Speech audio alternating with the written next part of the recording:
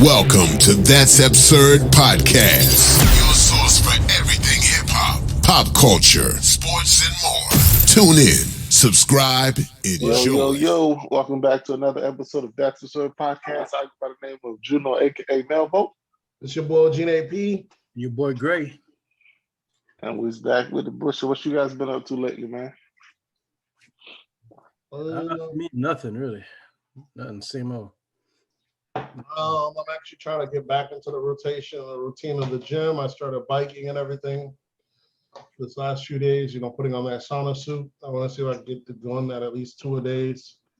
What made you fall off of it?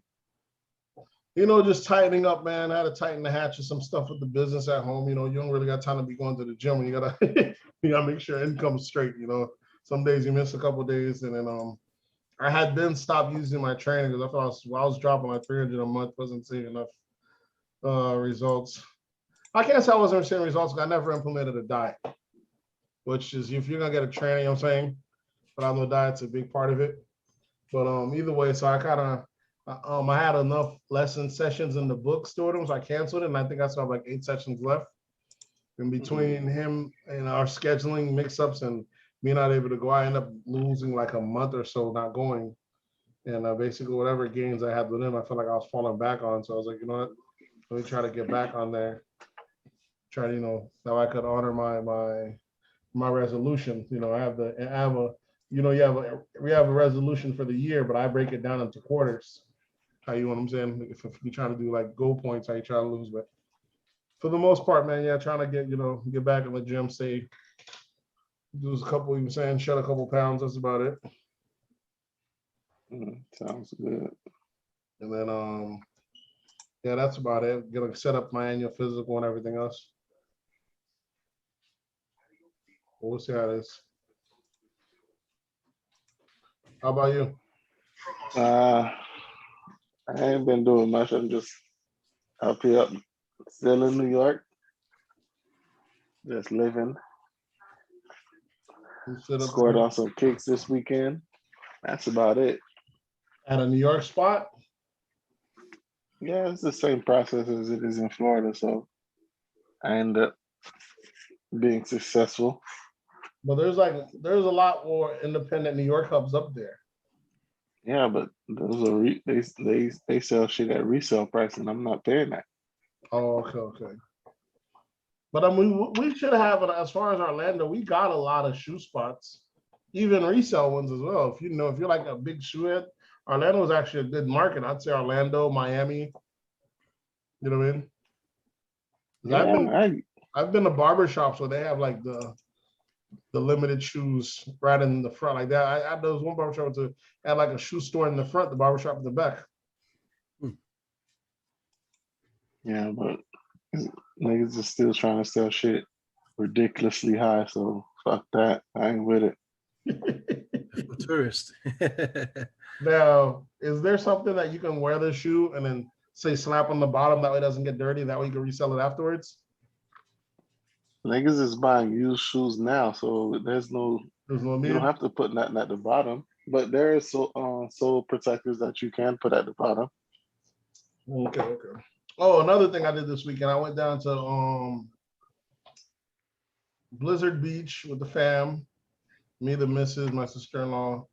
I had a blast out there, and I think I took like an edible while I was out there. So when I'm on the edible, came up with like 100 different. This guy Nate is a whole addict out here. I was just solving some of the problems of the world with some of my fine inventions that I'm gonna start writing down. See if I get some patents going. That's what that THC do. It makes you think outside the box a little bit sometimes. You got to use it professionally. You know what I'm saying? How about you? We got Swerve in the building, folks. If y'all don't recognize that voice. Yeah. What you been up to, Swerve? Nothing much, I guess. When was the last time I talked to y'all? Like 2 weeks, 3 weeks ago? Yeah, 2 weeks ago. Yeah. Yeah, it's about 3 weeks. Yeah. I just been, going out to dinners, lunches, brunches. You know, our anniversary passed just a couple. Was it last week or 2 weeks ago? What was it March 3rd, isn't it? No, March 16th. 16. Yeah, so we ended up going to Islands of Adventure. We went to a couple of brunch spots, like some Black-owned business called Seventh and Grove. One called That's in Tampa. Yeah, Rose Bar. Yeah, in Tampa. Okay. There's a whole trend with these Black-owned businesses out here. I don't know if it's just out here, it's everywhere really, but you know, these Black-owned businesses, everybody getting dressed up nice, going out, doing brunch, you know, being grown and sexy, none of that extra. That's not a trend. That's just a different class of niggas out now. Yeah, well, I guess this class of niggas, they expanding. Yeah. They expanding. They're not these it's not these hoods. Now when I enter a building, it's these hood spots that you used to take me to. I don't feel comfortable. Exactly. The hood spots, don't get it too. The hood spots are still there. I don't think they ever shut down. Yeah, they're still there, but I don't even think about even stepping foot in those places. Yeah, matter of fact, the hood spots expanded. They've gone on the boats. They've been on the yachts now. They've taken it to the seas now. So the hood spots. Look at Miami past weekend. What year anniversary is this, Swerve? Third. It seems like it's, I don't know, like it went by, that 3 years went by really fast. Well, one of them don't count, nigga. One of them was, you got to chalk that up to COVID. So you only been married for 2 years.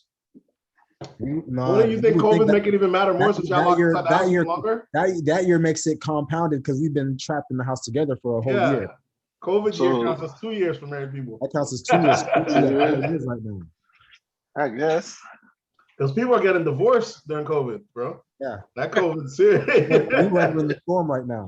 Yeah, COVID's serious right here, bro. I know. And what year they say people usually get divorced by? Is it year? It's the 5th year that's the hardest year, right? Yeah, exactly. So that COVID definitely compounded.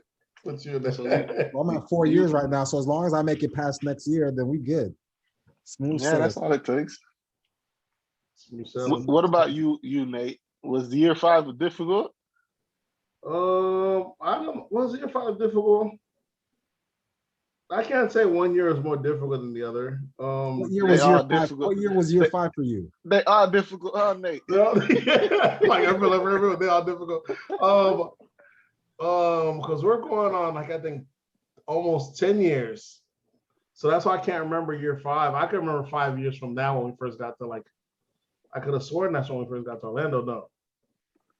Yeah, it wasn't. I can't say any specific year. We've had tough years one or the other, but it gets easier once you stop. It ain't. It's all about expectations. You either have expectations, the person's come to them, or you come to their expectations, or you learn. It's not even really on the person. It's all on how you decide to react to it. You either fed up on it, or you're like, it don't go let it get to you. So that's all the same, vice versa. The person either changed to how you like it, or they don't change. Either you like or you accept that change, or you don't accept it. So ultimately, it's down to your happiness. You know what I'm saying? You can't allow. It's just like the thing that's like crazy. You let something happen over and over again. You let change it. If you get your own comfort and this, you know what I'm saying? Your wife ever talked to you about marriage counseling or therapy? I think they tried at one point, but we're very talkative anyways, and that's what got us this long together anyway. So we don't really need it. You already know. I don't know if you checked the last one. Your boy and on that therapy too. Yeah. Therapy. That Western medicine trying to trap y'all niggas. Me and her are very talkative to begin with. So plus you on them gummies, so you're on another level right now. So other than that, as long as you keep as long as after the arguments, because people can go off when they argue, but as long as you have a chance to talk it out and hear each other out afterwards, I don't really see how relationships come to an end. I always told y'all that. I've been telling y'all ever since I know you guys. I don't even know if we're really in relationships. The only thing that happens is one person stops doing what the person been doing. So y'all have an argument, and let's say y'all had an argument, everybody usually just comes home and don't talk for a couple of days. That's the pattern. Everybody does the same pattern over and over, and you lock and cycle up until one person breaks that pattern. Set up. And whatever it is, they break that pattern. Either don't call that person back, catch sleeps with another person, whatever. All it takes is one different pattern. and that's how it goes. You know what I'm saying? Ray try to leave so we don't ask him about his 5th year. I'm waiting for that nigga. Yeah, so all it takes is one person to break the pattern, and then that's how relationships come in. But as long as y'all still vibing and smooth sailing, you know what I'm saying? So, Gray, what about you? Was year 5 difficult? Year 5 was, yeah, it was. Because you truly had a year 5. Yeah. Oh yeah. I say that because you guys got married faster than me, Nate, and Swerve did. So year 5 was an actual like a year 6 for you guys after like in the relationship. But you actually remember year 5, Greg? Yeah, I do. Yeah. That's How many years you been married? PTSD, nigga.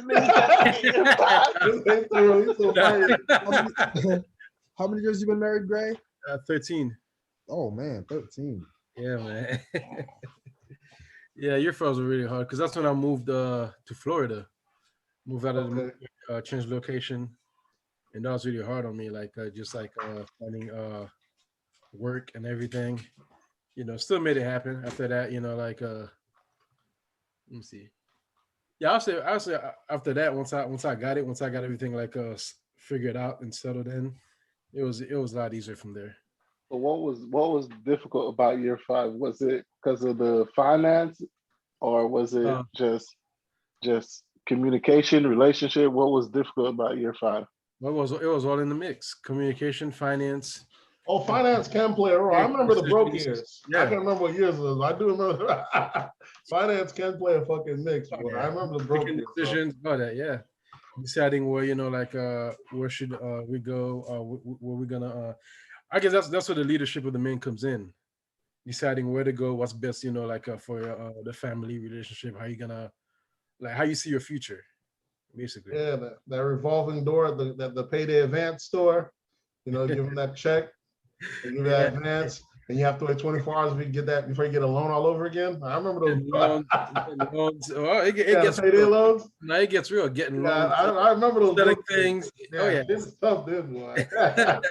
it gets real, yeah. But you know, like as long as y'all both like, you know, working on it, y'all together, y'all still all got each other's back. Yeah, you know. And then, I'd say finance is probably arguments. Finance is probably one of the bigger ones. In arguments, you know, a lot of people have this habit of trying to have the last word or trying to be right all the time. I think that's the thing that really breaks up a relationship. Instead of like actually, you just gotta stop being right all the time. You just gotta know when to just let it go. Find out what works best. You know what I'm saying? Instead of, you know, like say, I want to be right. I'm right. Do you guys think year 5 in marriage is different for different couples based on it depends their on relationship in your life or definitely it depends on your life on. Like I'm not even at really I'm at year we've been together for a good since 2008.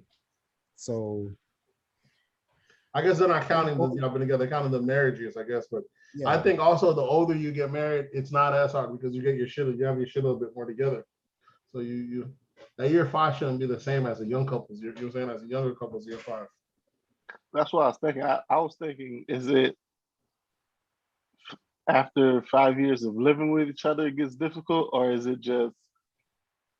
I'd say that's probably it. I would say even after like the first like 2 years, that's when you really start learning about the person. That's when like you think you know the person when you're dating, you really don't. Until you move in, and you know that's when you really start like learning about each other. Like, oh, they do this? Nah. L'offre place. Yeah, but once practically you really find out what you signed up for.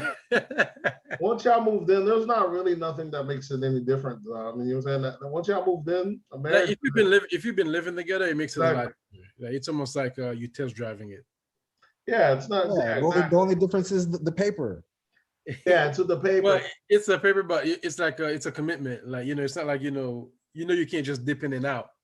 But really, you made that commitment when you started dating. I feel it's a contract that the man probably evaluates. I'm like, man, you were making this thing a whole big deal, and you know what I'm saying. And this shit ain't gonna change. We could have just kept things the same. The guys and it's girls that I feel like more so press the marriage one of the guys. The guy's like, well, you could have kept if things are going to be the same, I was gonna keep things the same. You know what I'm saying? That's how we would feel about it. But and it goes to show, remember, most guys also not the ones that engage divorce. So women are the ones that ask for marriage, and they're also the ones that ask for divorce. So that's they don't know what they want, huh? Yeah, that's the hypocritical thing about it. You know what I'm saying? Like, damn, I didn't want this in the first place. Now you want a divorce? And now we're at a state where you got a lot of folks telling you there's a lot of guys now saying they don't see the point of marriage. Is that a third? But I don't know. I think it's a lot of guys that maybe you're saying that maybe they haven't gotten maybe not in the financial position yet, but they're just looking at it in future stakes. You know what I'm saying? Financial position, but they're also looking at the women that are available now. You call that tradition? Not tradition. The thing is, if the guy already got the bag, there's a good chance he's probably gonna avoid marriage till way, way down the line. No, because it's like the expectation is like the guy's always like the responsibility is always on the guy to get the bag. Yeah, that's what I'm saying. But provide security. I'm saying if he already got the bag, that's if you meet at a later age. Yeah, if he already got the bag, he's gonna. If you meet your spouse in college. Yep, it's better. It's better. Or in your earlier years, then that shit figures itself out. Yeah. But if you like 30 and you just meeting someone, that shit it's gonna be hard to. And that's the problem with guys waiting so long to get married, because eventually it's gonna hit you. You can be like, hey, I need somebody I'm gonna die soon. I don't want to die alone. I don't think it's ever an issue for guys, really, though. I don't think so either, because a guy, he could meet someone this year and actually marry in 6 months. But for a woman, if she meets a guy this year, she has to wait until he asks her to marry her. Exactly. She could ask. She can ask, but that's not 2020. This is 2021. Things are changing. They say things are changing, but still, traditionally, you don't see. I still don't see women asking men to marry them. You talking about tradition? How do you feel about gender roles, traditional gender roles? Yeah, and that's the. I support them wholeheartedly. I support them. Because I support them wholeheartedly. I realized during their attack, I'm you know, that's the thing. I said we're not constrained these gender roles. I now we got to do is I feel like traditional gender roles are under attack, and someone's got to support it. Somebody got to support it. Yeah, and I support traditional gender roles wholeheartedly. We need to keep these women barefoot, pregnant, and in the kitchen. I can't saying all that, but I'm just saying. That's traditional. That's traditional gender roles. Tradition. I don't know. Where did we used to see women barefooted? Yeah, that's disrespectful. That's disrespectful. Where that came from? I don't know where this barefooted shit came from. I think the barefooted thing comes from they assume when they're pregnant, they have their foot out, I guess, maybe. But Nigga, you've been through it 4 times. Was your wife barefooted 4 times? I'm just getting the idea where they're getting from. I don't know what else would they think barefoot from. Maybe they think, you know, when they're pregnant, maybe their feet sore, they have their feet out or anything. I'm not sure. I don't really know. Okay, was this your case? Bro, you've done it 4 times. You've done it 4 times. Was that your case? I'm just trying to want to walk around barefooted. What reason would a woman be barefoot? I would think maybe all the weight that's up in the front, maybe it's more comfortable for her to not wear the shoes, so she could have that weight lean up towards her. Inside of that, you know, like when they're pregnant, sometimes their feet swell, this, that, that. So I'm thinking maybe that's the only thing. Them saying you've been there. Tell us your experience today. I never had one where I never correlated barefoot in the kitchen because everybody at home is barefoot. But that's just so it's a crazy thing to say, barefoot in the kitchen, like it's a specific. Right. Everyone in the kitchen. What's being barefoot? You're barefoot inside your house, you know. So that's what I mean. That's why that's what I'm trying to say. Maybe them being barefoot is just another coded word for saying she's pregnant all the time. That's why she's barefoot. Yeah, they just want that image of you having a woman that's pregnant. She ain't got no shoes on. She just walking around the house because she ain't got none. She's in the kitchen. That's why I think. So maybe they didn't want to throw pregnant in there. That's the only reason I can think of them saying barefoot because everyone's barefoot inside the house. But they say barefoot and pregnant. I thought they said no, barefoot and barefoot, in the kitchen. Pregnant, and in the kitchen. Oh, they say and pregnant. Okay, I didn't know that. Then I don't know why they throw pregnant in there. I thought I don't know about kitchen. I heard barefoot and pregnant. No, I've heard pregnant in the kitchen. That's traditional gender roles. This is it. Your wife at home cleaning and producing babies. She don't have no other job. You go out, you go make the money, you take out the trash, you take care of the car in the yard, and she's taking care of everything inside. You the outdoor slave. She the Indoor. She the inside. What's the term? She's a house nigga. You a field nigga. Yeah. Listen, speaking of, I don't know, y'all can swing that in right into that. Speaking of marriages, speaking of traditional gender roles, Little Mama came out this week, and she was saying, she said that she wants to do a party for basically straight folks that are being abused or bullied by these gays and everything else, because she believes in heterosexual rights.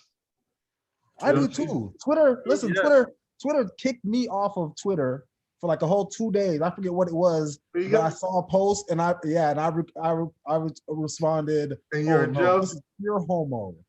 Oh, for saying pure homo, I got kicked off of Twitter. That's homophobic. For saying pure homo, but listen, if you saw the post, listen, it's pure homo. What was the post? A negative pure homo. It was just. It was probably two guys kissing, and you're like the audacity of him calling that homo. And I'm thinking, like, what if I had a rainbow in my profile or something in my bio? Would that be cool then for me to say pure homo or no homo? You said no homo or pure homo. There's a difference. I said pure. Maybe you should have said yes homo. You might as well say yeah. I should have said yes homo. Yes. YASF. So what you did was literally just say that's the F word. Say what if it was two guys like kissing? When you say pure homo, that can be translated to the very homo. The F word that of rhymes with maggot. They see it as no, that just means homo is not a homophobic word. It's an abbreviation. But you put pure, when you put that pure in front of it, it's offensive. Listen, someone probably called you in. You know, they stood by. You know, they ratted on you basically. So Lil Mama's thing was she wants to start a coalition for because she was heterosexual people. Yeah, that are being bullied by homosexuals. Tired of because she was saying she understand every kid could be whatever kid they want to be, this, that, and third. But this whole constantly trying to turn these letting the little kids decide what gender they are or getting them surgery, it's a little much. And they're talking about, and you know, if you go online, the things push so heavily, you can see even saying Black folks who are vehemently talking about how we are, you know, we ain't scared of nobody. We now afraid of the Rainbow Coalition now. You look at the line, everyone online falling and like, oh, let them kids be, let them go to. It's like the same thing that happened. They said that on look at Women's History Month or girls, you know how they said girls, what was it, Girls Recognition Day with us? And Michelle Obama got to speak to little girls. She could have spoke to any little girl. She spoke to Dwayne Zara Wade. Yeah, she spoke to Dwight Howard's son, who's passing. It's Dwayne Wade. I mean, yeah, Dwight Howard. Dwayne Wade. Dwayne Wade's son, who's a transgender. And it's like, and then she's like, this is the type of shit. So she was like, and not to say everyone of all likes don't need love. This is a given, but she's just saying she thinks it's a little much for y'all. Just be there's a difference between supporting one kids and just wholeheartedly following him saying. But you know, it's a thing that we don't get to say anymore. You know what I'm saying? Or you're looked at as what's it called? Homophobic. They throw homophobic around worse than I feel than they throw anti-Semitic. Because if you do anything that criticizes Jewish folks, they call you anti-Semitic to get you up out of here. Now, if you do any criticism of any gay things, they call you homophobic. Not even gay, bro. You could even just like talk straight, like and it's like they're ready to get on you, bro. Like I'm like, because they're offended by you being straight. Like it's getting that point. Really.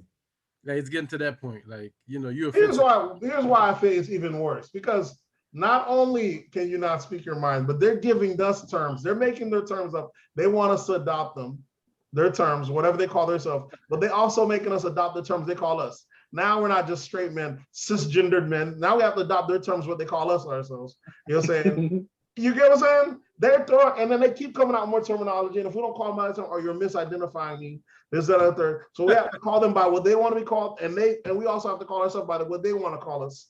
You know what I'm saying?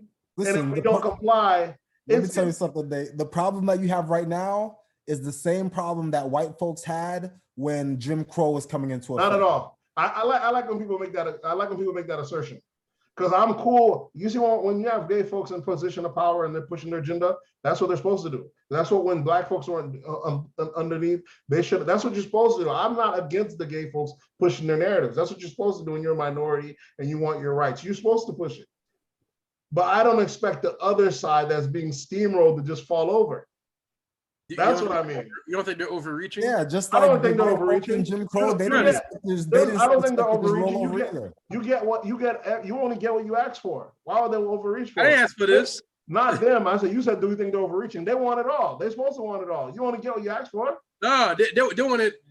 It's more than all. They want it all in mine, in yours, in That's what they're supposed to reach for. That's what that's human nature. The same way white folks did it. You know what I'm saying? I don't expect nothing less from them. That's what when a person that's going for the goal, that's trying to conquer. I don't expect them to slow down and be like, all right, we got enough.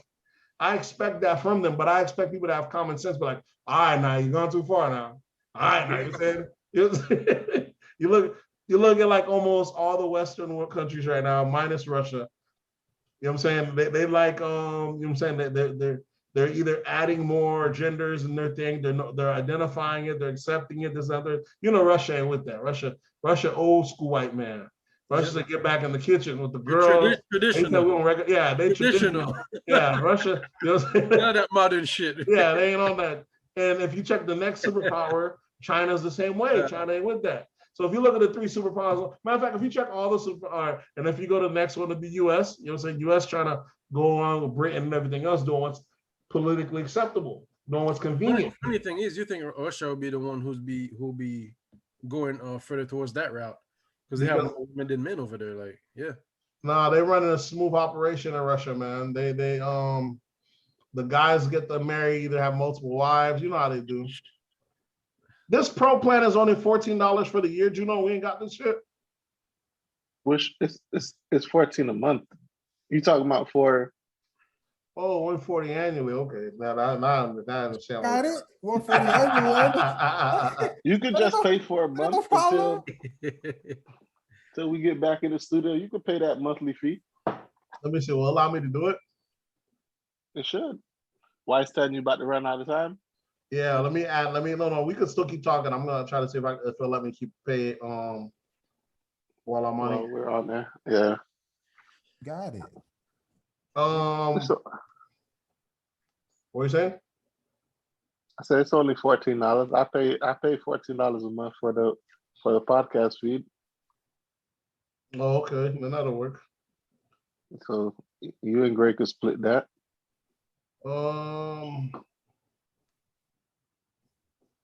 You don't mind missing that thing.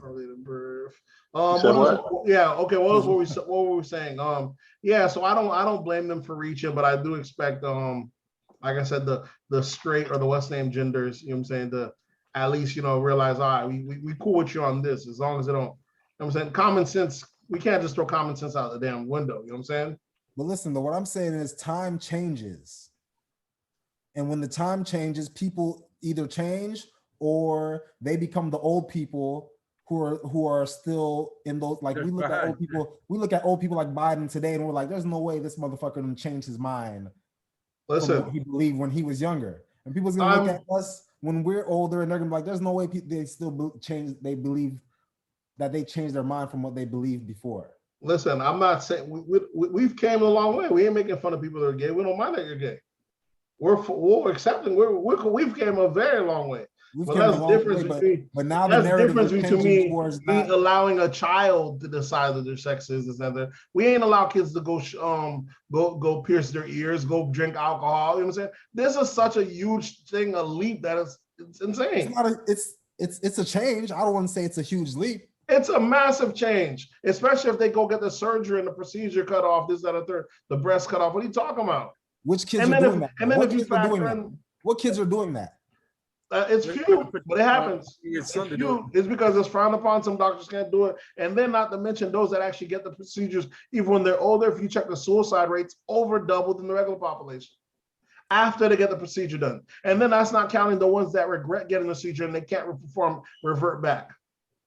Or treating a thing that, in a sense, that in some form is a mental illness. Not all of them. Some of them could just be, I like this and I don't feel anything about it. But in some form, there's some mental illness that crossroads with it, and we're no longer looking into that because it's not socially acceptable. I think that we're just gonna I think that suicide and that mental illness that's in them is in them, no matter if they go get the surgery, if they don't get the surgery. No. It goes up after they get the surgery. So we're saying this is a transgender issue, not a gay issue. Because they ball their things together. We didn't choose how to ball it. They're the ones that's adding letters to their thing. We didn't have a gay issue. They're the one that keeps adding more and more issue, and we the gay issues kind of been slowly being looked upon. Like, there is no gay. I don't think there's a gay issue. Nobody has a problem with gays. Remember Chappelle? I think right now people are having an issue with the transgender issue and it bleeding into what kids want to do. Yeah. Remember Chappelle had a joke about it, how everyone's getting somewhere, but the T's slowing down the car. You know what I'm saying, right?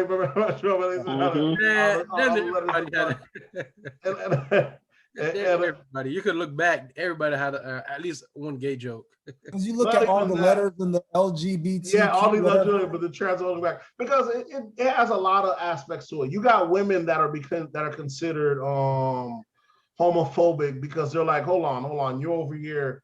You're over appropriating our rights in a sense like that. They're like, because they'll say trans women are women. We're like, hold on, y'all trans women, we're women. They're like, no, you are shit. It's like a white person just saying I'm black now because I appropriate black culture. No, you're not. You may like black, you may love it, but you're still not black. That one lady, if they change their skin color to black, does that mean they're black? They're still not. You know what I'm saying? It's a thing. You can't tell me. And it makes it worse because the women are so passively accepting the rollover. A lot of them are, and those that aren't, they're calling them transgender. I mean, homophobic and all this. It's a crazy thing out there. I understand you adding a new sector, this, that, and that, but you over here overriding. They're calling guys that don't date trans women. They're like, what if you can't touch this trans? You're like, no, I just like women straight. Oh no, that's homophobic. Yeah, that is wild right there. Yeah, that's wild. Like if you're approached by a transgender woman, you find out she's transgender, and you say, "Nah, I'm not with that." They're considering you transphobic. That's crazy. Yeah. That's what I'm saying. That's overreaching. Yeah. Listen, man, it's simple logic out here. It's just simple logic. That's just how it's gonna go. And but people don't seem like we're not. People aren't operating on logic anymore. They're operating on. That's the thing. People aren't operating on logic. People operate on what social pressures allow them to do. So social pressure. Look at just today, we got our new Secretary of Health, the first transgender woman, the Secretary of Health. Did she get the position because she's transgender or because she worked to get to that level? I can't tell you, but I know this person has some mental disability that she's actually for the job. Maybe she's the perfect person for the job. But is she just playing dress up? Or is I don't know if she got on a plumbing exchange. It's a dude that looks like a woman type thing. And it's worse when they're not even passing. It ain't like they don't have the surgery, did it while you can't even tell the difference anymore. There's a difference between drag queens and transgenders though. Yeah, but we don't even hear drag queens anymore. Drag queens are like so old school. You know what I'm saying? Yeah, drag queens like they put that like it's almost like they put that in the closet. That's like the freak show. But drag queens is just men dressing like women. Yeah, but I think they just do that for entertainment. They don't do it as in a lifestyle. I would say, I guess. I'm not sure. Streets like that, yeah. It's probably. Like after work, they go do what they do, I guess. I mean, I don't know. I don't know if we need to get one. I don't know what that lady's resume is. I mean, she might very well be qualified. But all I know is we done had her before we had a black Secretary of Health. They then cut lines and all sorts of stuff that we've been struggling for. They jumped in line, hurdling, leaping ahead of us. And I can't knock them because, like I said, once you got a powerful coalition, you're voting, putting your money up, they're doing what they're supposed to do. Is he white? We gotta learn how they Yeah, do it's it. a white lady. They're in entertainment. We're supposed to see more of them. That's what I expect the people to do when you're trying to push your narrative. I'm not against them because you're supposed to what you're supposed to do. Well, it's gonna affect you, Nate. What do you mean? It's gonna affect me. It's gonna affect you. Yeah, I'm not blaming them though. I'm blaming us people that don't see it coming. Like, nah, we ain't on that. I'm blaming us for transgender to get that high. Yeah, not even get that. I'm just saying for just be like, hold on, what's going on here? Can we look at this before just folding the social pressures? Okay, listen. Imagine this: like you have a guy who claims he's a transgender. Mm-hmm. So he choose, one day he want to go to the. You always make that argument. It doesn't happen. Next day he want to go to the men's. It doesn't happen like that. That's very. What do you mean it doesn't happen like that? Gray's afraid of transgender is gonna walk in on him one day. Just say it doesn't happen. Who can tell him any different? He have that option. Listen, he have that option. But he's had that option. He's gonna use both. But he's had that option all along. Whatever he feels. No one monitors the bathroom. You can go to the girls' bathroom anytime you want. We've never had bathroom monitors. I've accidentally walked into a woman's bathroom. And you accidentally, but not like willingly saying, you know what, I'm going to a woman's bathroom. There's some stores. I dare anybody say anything to me. I'm walking in there. There's some stores the bathroom closed and you just gotta use one thing. That's what I think it's gonna be. I think the thing you have with this transgender going into different bathroom is because you feel like they flippy floppy, but they're not flippy floppy. That's an insult. Once they decide, hey, I'm transitioning to a woman, they're completely do what women do. They don't just say today I'm a man. Yeah. Tomorrow I'm a woman. So how do the company do what women do? I mean, do they get the penis cut off, get the whole? Some of them do. Yeah, that's surgery. You still have what's his name? What's that dude? One of the Caitlyn Jenner. He still got his thing hanging out. We just caught him. You want him to tuck that thing in. He's just dragging right now. He's not a transgender until. So imagine how many of them niggas dragging. You don't have to get all the plumbing done before you listen to them. They consider you transgender. You can't call yourself a woman if you have a penis. Well, they do. Okay, in my book. Okay, there's no rules. Yeah. We don't make the rules. They get the rules of doing whatever they want. We on. Yeah, like we were saying. I want to get a gay representative on this show. Now, do you just want to get a regular gay, like a gay female or a gay male that likes the same gender, or do you want to get like a transgender that is also gay? I don't know. It's confusing. It is confusing. And you know what I hate about it? I hate them sound like these white folks when they don't understand when we're talking about racism. Like, it's so confusing. Because that's what we're sounding like right now. Because we don't understand this. That's why I said I want to get one where that way we don't sound like we're out of the same. We're not trying to step on nobody's toes. We just want to bring some logic into the thing. We ain't telling nobody they can't get married, this, that, and the third. But y'all fighting for rights. It's illogical. Yeah. We're just fighting for rights of people that don't have any rights. That shouldn't have any rights right now. Y'all trying to give rights to children. Children don't have rights. That's what we establish as adults.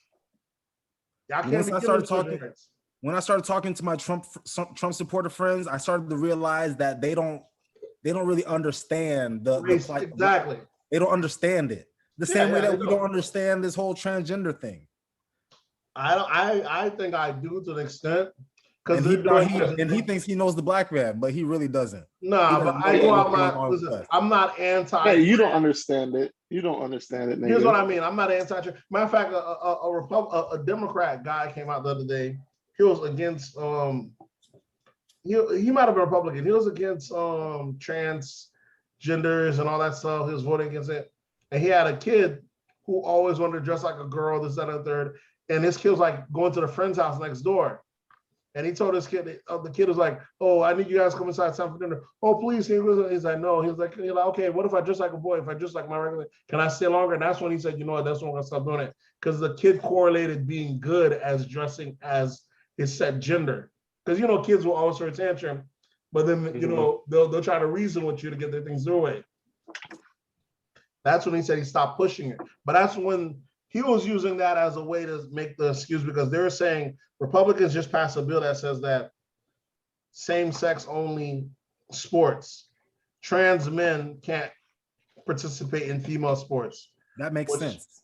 You're saying it makes sense, but trans are saying it does not make sense. They're saying it is hateful what we're doing, and the fact that they take testosterone and stuff, it puts them at the same level as women. Though they should be allowed to. It's wild, bro. It's wild because even if you cut off your whatever, you still have that testosterone, don't you? You're still stronger than the average woman.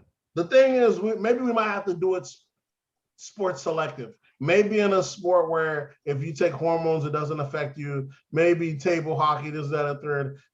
But you can't tell me. I think any physical, yeah, any physical in combat sport, it shouldn't. Yeah, but I can't even. Maybe they need to do it just for that. Broaden it. Maybe we need to do I would say like maybe ice skating.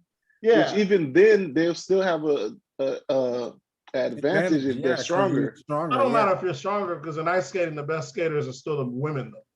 Yeah, because the best ice skate. It's like in the flipping shit. Yeah, but they might be the most technical. You might not be able to get as high as this transgender dude to do these tricks on these skates because he has enough. He's probably stronger to get off the floor, which will probably get you a higher score, which makes it unfair. Yeah, man. Like I said, I've been on a riff lately, telling people that science is not science anymore. We like to take people that we grew up thinking that science is science. It doesn't care about your feelings. But like I tell you, science was never science. Science. What I realized, that science was never science. It was never zeros. It's always. Is Gray in the waiting room yet? What would the waiting room be at?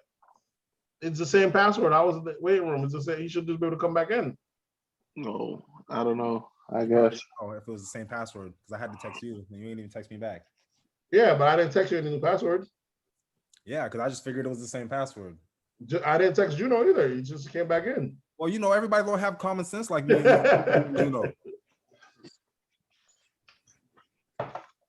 Listen, science. Okay, so how are we gonna work on getting a gay person to come on? Oh, last episode, you guys was talking about gay weddings. I've been to a gay wedding. How about how lit was it? It was pretty fire. They're not together no more though. What? Yeah, they separated. It was 2 girls. How long ago was the wedding? That 5th year probably hit them up. No, I don't even know if they made it to 5. I don't think they made it to 5 years. Mm-hmm. Maybe since that's just because we know women file for divorce first. I have 2 women. So maybe the odds, it's like maybe all the odds. Yeah, you double that. You double that shit. If it was 2 gay dudes, they stay together forever. Yeah, it'd be a long time. Exactly. Around it. Yeah. Them niggas would just be cheating on each other all day long. Yeah. Breaking up. I love it to me. They go to women. They're like, I ain't taking this shit. I'm out of here. I don't know that grab, bro. You said it's not working. Let me try to see. Participants, invite. I don't think you guys can have a gay guest on this show because that person probably wouldn't get along with Gray. All right, Gray's not hurtful. If the person I'm not. Gray's views are very conservative. He got some old school views when it comes to this homosexuality, and he's really blunt with his. No, I don't think he'll be disrespectful.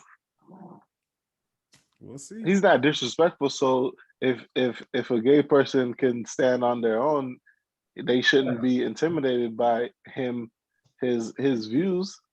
Yeah, you're right. As long as he's not disrespectful, I don't think he'll be disrespectful. Some people, as soon as you tell them your view, you're automatically homophobic.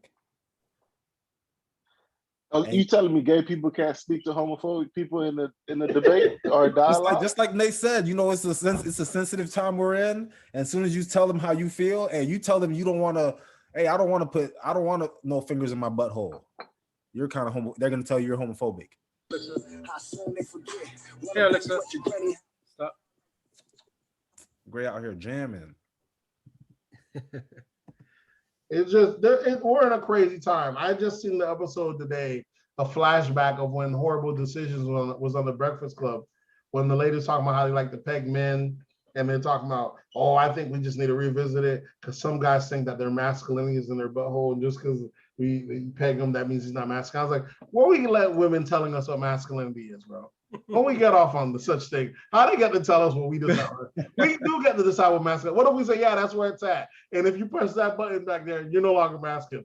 Us the men get to decide what masculinity is. It's like we don't get to decide what feminism is. You know what I'm saying? Femininity is. Oh, women been trying to redefine our change- shit, but for the longest, that's our shit. But they hate when we do that to them. Yeah, that's our shit. We get to decide what's masculine. You don't get to decide. How often do you hear the phrase a real woman? Yeah. Yeah. You don't hear that often. Who am I hearing that from women, or am I hearing that From men? anyone We don't hear in that. general. We hear real men all the time. A real man. But we They hear always real tell man us- from both Yeah. sex. No, We don't hear They it. have the like, definition of it too. yeah, we get to decide what real is. Y'all don't get to decide the fuck real. Yeah, you're right. I don't. You don't be their definition of a real man. Trust me, you don't be that. I solemnly hear. I don't hear it. I know I heard it before. Someone say real women, That's but kind of it's not That often. sounds disrespectful though. When you say that, like it sounds disrespectful coming out of like I'm talking down to someone saying a real woman. Like I'm trying to tell you what a real woman is. But for some reason, it don't sound as disrespectful when you hear a woman saying a real man. Because I guess we've been getting this our whole life. No, Disrespect. but that's Exactly. what I'm saying. Like when you hear a woman say a real man, it's because like she's trying to tell him her definition of a real man. What men Yeah, like we're not. and Like you're trying to not. down him and all 9 that. times out of 10, a woman's real definition of a real man is a guy that's providing A simp. not even a simp. It don't have to be a simp, but sucker and a it's a simp. service that's in her benefit. Yeah, Exactly. Like A sucker and a simp. the traditional Sucker and a role. simp. Not even traditional. They can add all their extra stuff where she's going to work, Not even traditional. but it's still into her benefit. It's not an even kill. A sucker. It's not even an Yeah, even kill. yeah, Greg, you got it. It don't have to be. It's a sucker. You give it definitions. Sucker is the maximum. It don't have to be a There sucker. you go. You It don't have give to it be a Hey, definitions. if it's not 50, if you're not getting 50-50, then somebody's losing. You lose a deal. Yeah, I'm just saying this is not an even. This is not an even kill. You know what I'm saying? A lot of guys today, and this is what they're struggling with. Like, they're expecting to be traditional. Where you got these girls out here talking about like they ain't got to do this, they ain't got to be traditional, they ain't got to clean, cook, or support or do none of that. But they want all the benefit from him. They want him to pay, to work, to protect, to do all that. Listen, man. Matter of fact, we might as well- do what she do, go cheat, be who she want to be, and all that. You know what I'm we saying? might as well get into our another absurdity of the week. It's That's what hopping around. Your boy Kevin's, your boy Derrick. What was it? Jackson. Derrick Jackson. Woman simper of the year. It started there. He gets caught cheating. And internet explodes because niggas been waiting on this moment. It was like, ooh, you got the memes with Big Boy. For a long time. Yeah, you got the memes with Big Boy from 8 I know that ain't who it is. I know who that. I ain't who that. I know who that guy is. Going off. They just going off, and he gets caught creeping. His girl puts him out, and that's just the first girl. I've seen that there's another thing came out. There's another girl. Yeah, there is. Yeah. Here's one thing I'll give him props. He has some baddies lined up. But see, this is what happens when the internet was out here, because women tend to always be homophobic. When they can't control you, they're gonna say that nigga's gay or he's in the closet, like they tend to do on Kevin Samuels. Yeah. But Kevin Samuels tell you there's a certain type of things you're gonna have to deal with when you're dealing with a high valued man. And Derrick Jackson, through simping these women, getting them to buy his books, has guys some value. He's become high value. And while he was selling you one thing, y'all should have been listening to Kevin Samuels all the time, because Kevin Samuels told y'all what you have to deal with when you deal with a high value man. And one of them prevailed to be right, apparently. Because your boy Derrick got caught creeping out here. It was worse because you seen someone put in the comments that someone talking about, I left my whole man, but listening to you, make it make sense, Kevin. I'm like, Jesus. Kevin Jackson. He's been on Facebook and like on social media for like the last few years. Yep. Just bad mouthing other men to make himself look. That's the whole thing. He's a narcissist. When you have those guys, that's a narcissist, right? That's a narcissist. When you have those guys, Dog Curtis. We spent the weekend trying to find out, can you be a narcissist without kind of being like half a genius? Yeah, you gotta be a You gotta be genius. someone smarter. So he might be a narcissist. I don't. It's wild, man. But this happens to all the guys that down men. Mm-hmm. Like Because if you're a male and all you have to do is say negative shit about men, Mm-hmm. you usually end up just like this nigga did. yeah, because you got dirt just like you guys. You got dirt on you just like everybody else. Yeah. Well, it's the thing. I got friends that believe like all guys cheat, this, that, and third. I'll tell them like, listen, I'm not gonna believe that all guys cheat. That's a bad stigma. Women The same way, there's plenty of straight guys that ain't cheating, but just like there is guys that are cheating, I'm saying one's not better than the other. There's niggas that are dog out their girl doing cutting corners that are sure that they might be fuck boys. We'll give you that. But there's some niggas that might have a perfect 10-year track record. He might fall victim one time, but that don't mean he's everything throw him under the bus, throw the whole nigga away. Like Derrick saying, you know what I'm saying? I mean, he's only going against his own genes. That's all. He's only going against his own programming. I'm just saying one could go on forever without ever crossing the line or anything like that. But even then, that doesn't make him better than the guy that cheats every now and then. I know what I'm saying? When I got homeboys that's creeping doing this, I ain't out here thinking I'm better than them. You know what I'm saying? You know you just like them. I think I'm just like. I think it's. I don't think it's like, hey, we all riding the same bus. You just we're in this together. Listen, we're in this together. Listen, there's two extremes. It's the same way you got a homeboy that's all screaming, "Oh man, you a man. I know you want to creep." I like, you know what I'm saying? It's the same way. It's a diet. You know what I'm saying? It's a scale. It doesn't make you any more man or any less man. It doesn't make you any better than one of you might just be better at this discipline, because it is a discipline. One of you just might be better at this discipline. We're not all good at the same discipline. One of you just better at hiding and lying. True, but we're not all good at the same discipline, or else we'd all be pro athletes, superstar bodybuilding. And we'd all be disciplined. We're not all disciplined at the same thing. You know what I'm saying? This is just one discipline that was tethered to it, and then because men tend to break it more, you know what I'm saying? I don't think that makes that doesn't speak for the whole scope. Does not tend to break it more, bro. I don't also believe that women cheat just as much as men. That's another thing I think that niggas that are cheating just made up. More.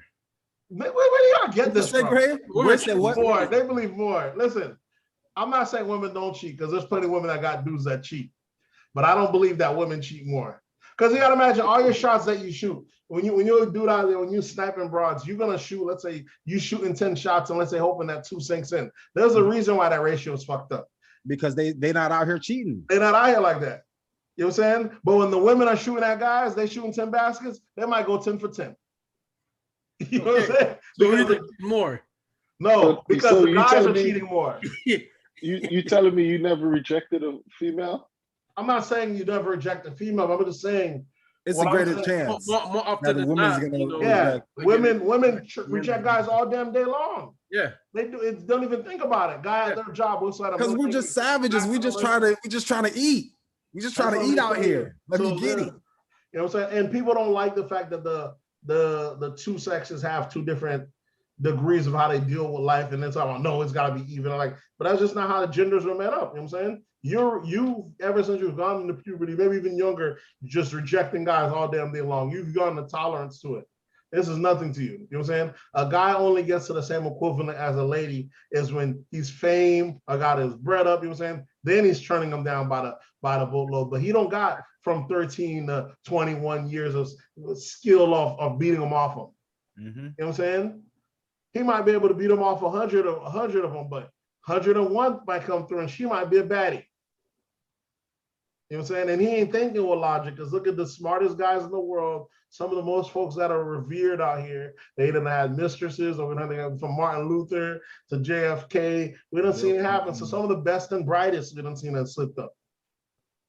You know what I'm saying? That's how. I'm not saying that one way or the other. That was my only issue of him trying to round these guys up. Sure, there's plenty of manipulative men out there. You could make a book speaking about them, like, yeah, listen, ladies, you done caught him a couple times. I understand he ain't shit, but this whole, I don't feel no sympathy for him.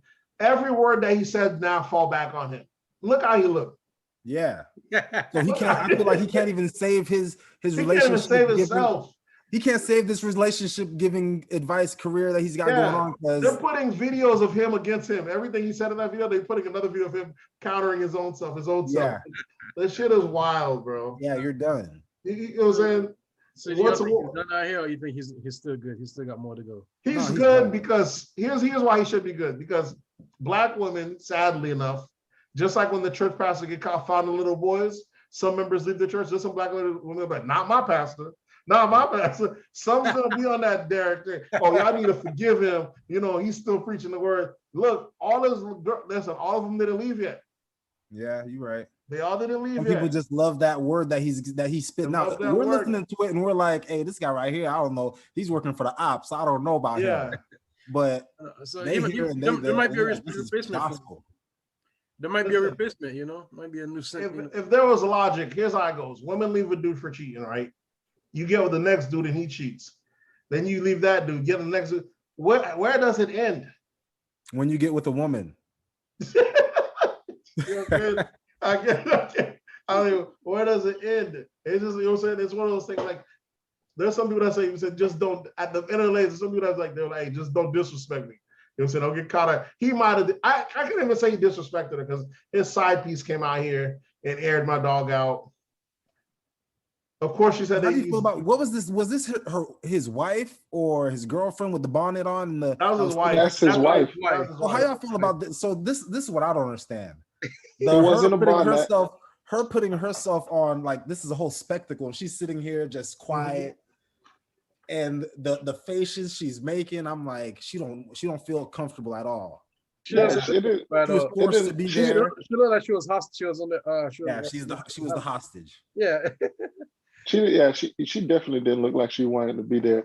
But then she came back and made her own video without him in the video. Praying and all that stuff. Yeah, which was a whole bunch She of had to clear that up. Yeah.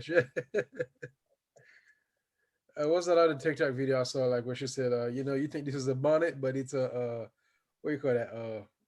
A cap. Some crown bullshit. I was like, shut up. That shit look like a bonnet to me. It's just a camouflage shirt. This is. It's great. Listen, man. The whole Walmart fit in there. She came out there trying to show solidarity with the dude, and that's where I'm like, where sometimes where he should have just came out and like, look, I messed up.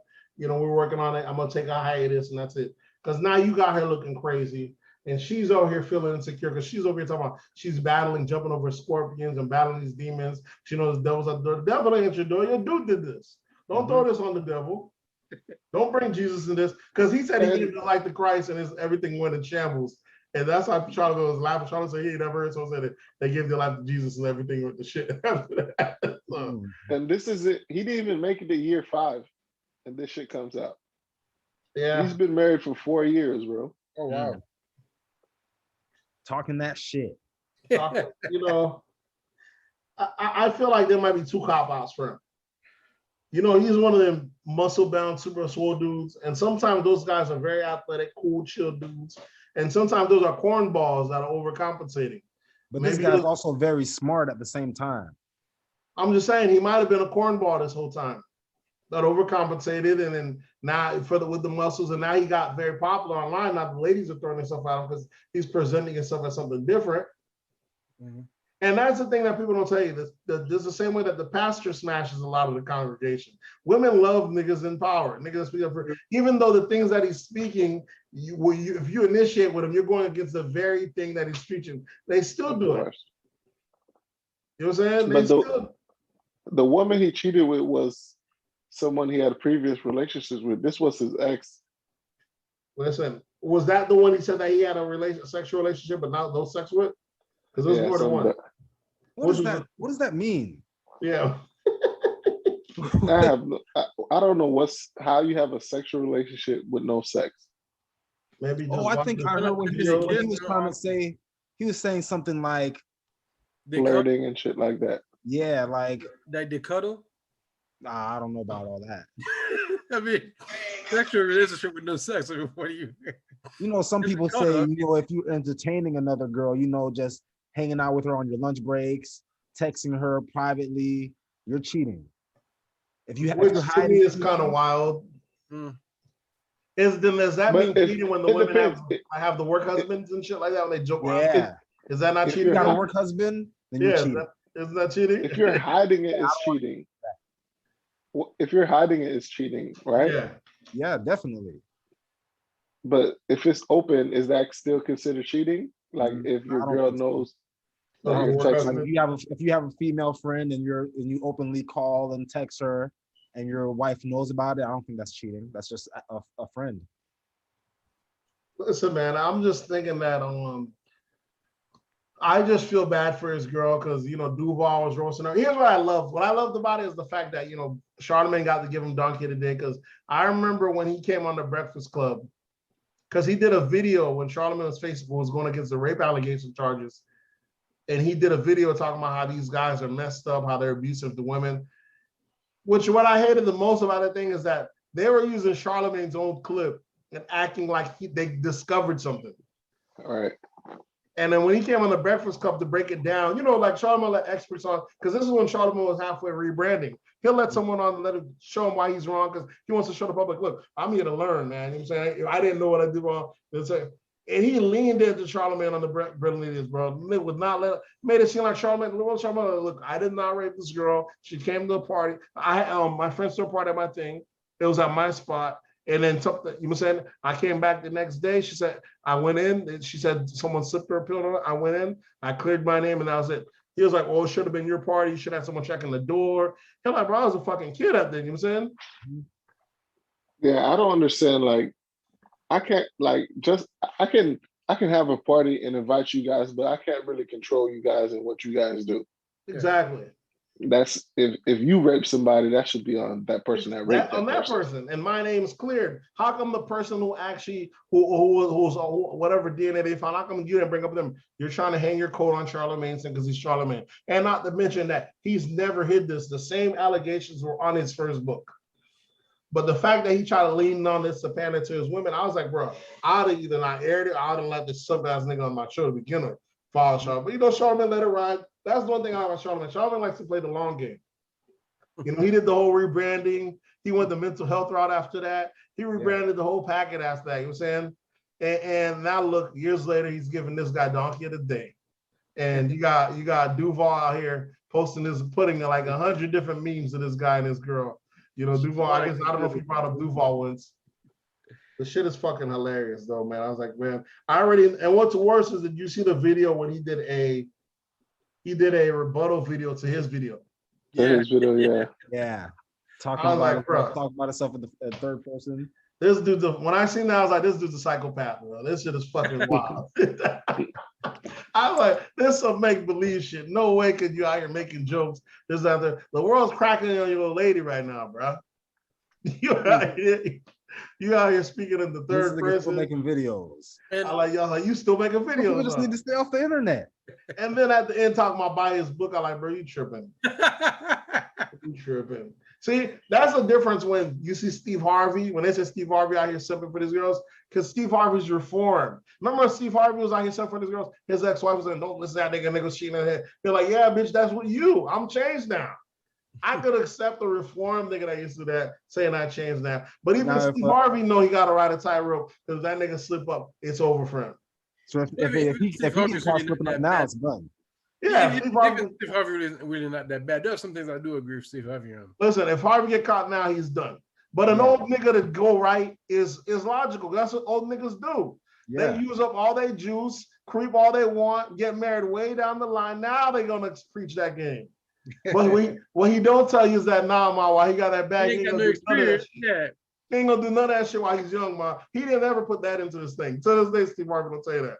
But that's what it is. He got that bag first. He's gonna use it. He's gonna use all his celebrity, get all these women. He's gonna run through as much as he can. And when he's getting out of his system, then he's gonna settle down and tell you, don't do this, that, and that. That's how it goes. And women like to speak on double standards, like, well, what about if you got a daughter? Would you want that for them? No, you wouldn't want that for a daughter. We don't want our daughters to be like the women we go after. It's a double standard. Absolutely right. That's how it works. Yeah. The world works off because we know there are good girls out there, and we know there's bad girls. We just want our daughters to be the good girls. Yeah, We'll go after the bad girls. I seen someone put it today. They say, guys, stop cheating on these girls, stop wifing these good girls and cheating on them with a bad girl. Stop wifing these good girls and cheating on them with these freaks. Just go ahead and wife your freak. I like this is what these niggas is violating. They're trying to break the code. Yeah. You know what I'm saying? These freaks were not meant to be wifed. Niggas be trying to violate the code. You know what I'm saying? It's a system. Sadly enough, there's some people that are not meant to be coupled for life. Just like these fuckboys that they say these guys out here doing foul shit, running through your bank account, running your shit. They were not meant to be husbands. Yeah. You know what I'm saying? It's the same concept. There's some people that's for everybody. You know what I'm saying? That's just how simple as that. Give me an example of somebody who's for everybody. She's not supposed to be married. I don't know about she's married. If she's already married, I ain't gonna say because she's a person married. But let's say, for example, my other thing I brought up was they